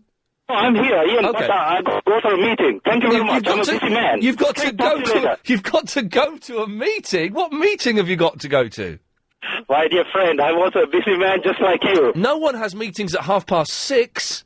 I'm in the car. My missus is here. We're having a chat as well. You're having a chat with your missus? Yeah. Right. Anyway, it's Tilak from Witten. I'll talk to you again sometime later, okay? Okay, but bricks are heavier than feathers, yeah? No, I don't agree with that. Well, bricks are heavier than feathers, and a ton of bricks is therefore... we're going over old ground. Line 3, you're on the wireless. The P is silent, as in swimming pool. Thank you. Line 6, you're on the wireless. Hey, little hen, when will you lay me an egg for my tea? Hey, little hen, when will you lay me an egg for my tea? Thanks, Martini. Thank you. Yes, line 2. Yes, bro, how's it going? Hey, Rab. Dick, a ton of feathers is heavier than a ton of bricks. No, it's not heavier than a ton of bricks. It is, because feathers, innit, they come from birds, innit? Yeah. And you got a ton of, how many bricks you got? A ton's worth. 100, yeah? Yeah. That's a ton, innit? Yeah. You got 100 birds, 1 bird is heavier than 1 brick. So I don't think birds are heavier than bricks, though. Oh, they are, bruv, isn't it? No, not if you're talking about small birds. Sparrows. No, it's not a bird, though, is it? But a sparrow is a bird. No, it ain't. But it is. No. What's a bird, then? A duck is a bird, isn't it? Yeah, but ducks aren't heavier than bricks. They weigh 2 bricks. Shut up, do they? They do, bruv. A brick is heavier than a duck. Ask anyone, bruv. Ask anyone. If you tie a brick to a duck's leg... You have to tie 2, because otherwise they'll be able to get up. Okay, well, he's thought that one through. Yes, line 7. I can confirm that a ton of bricks is heavier than a ton of treacle pudding. Thank you very much indeed. Now, I don't know what this is there for, so I'm going to have a go, but let's all be careful. Line 6, you're on the wireless. Oh, okay, it's good of that. Line 1, you're on the wireless. Hello? Yes? I'd like to know, is Verinda gay? Well, it's a good question, and it's been puzzling philosophers for years, but let's find out. Yeah, there's nothing wrong with it, but I'm not gay. That's just Is he gay? let everyone know Can I'm I have his not number? gay. Yeah, okay. He says he's not, so we've got to go by that. Line 7, you're on the wireless. Yes.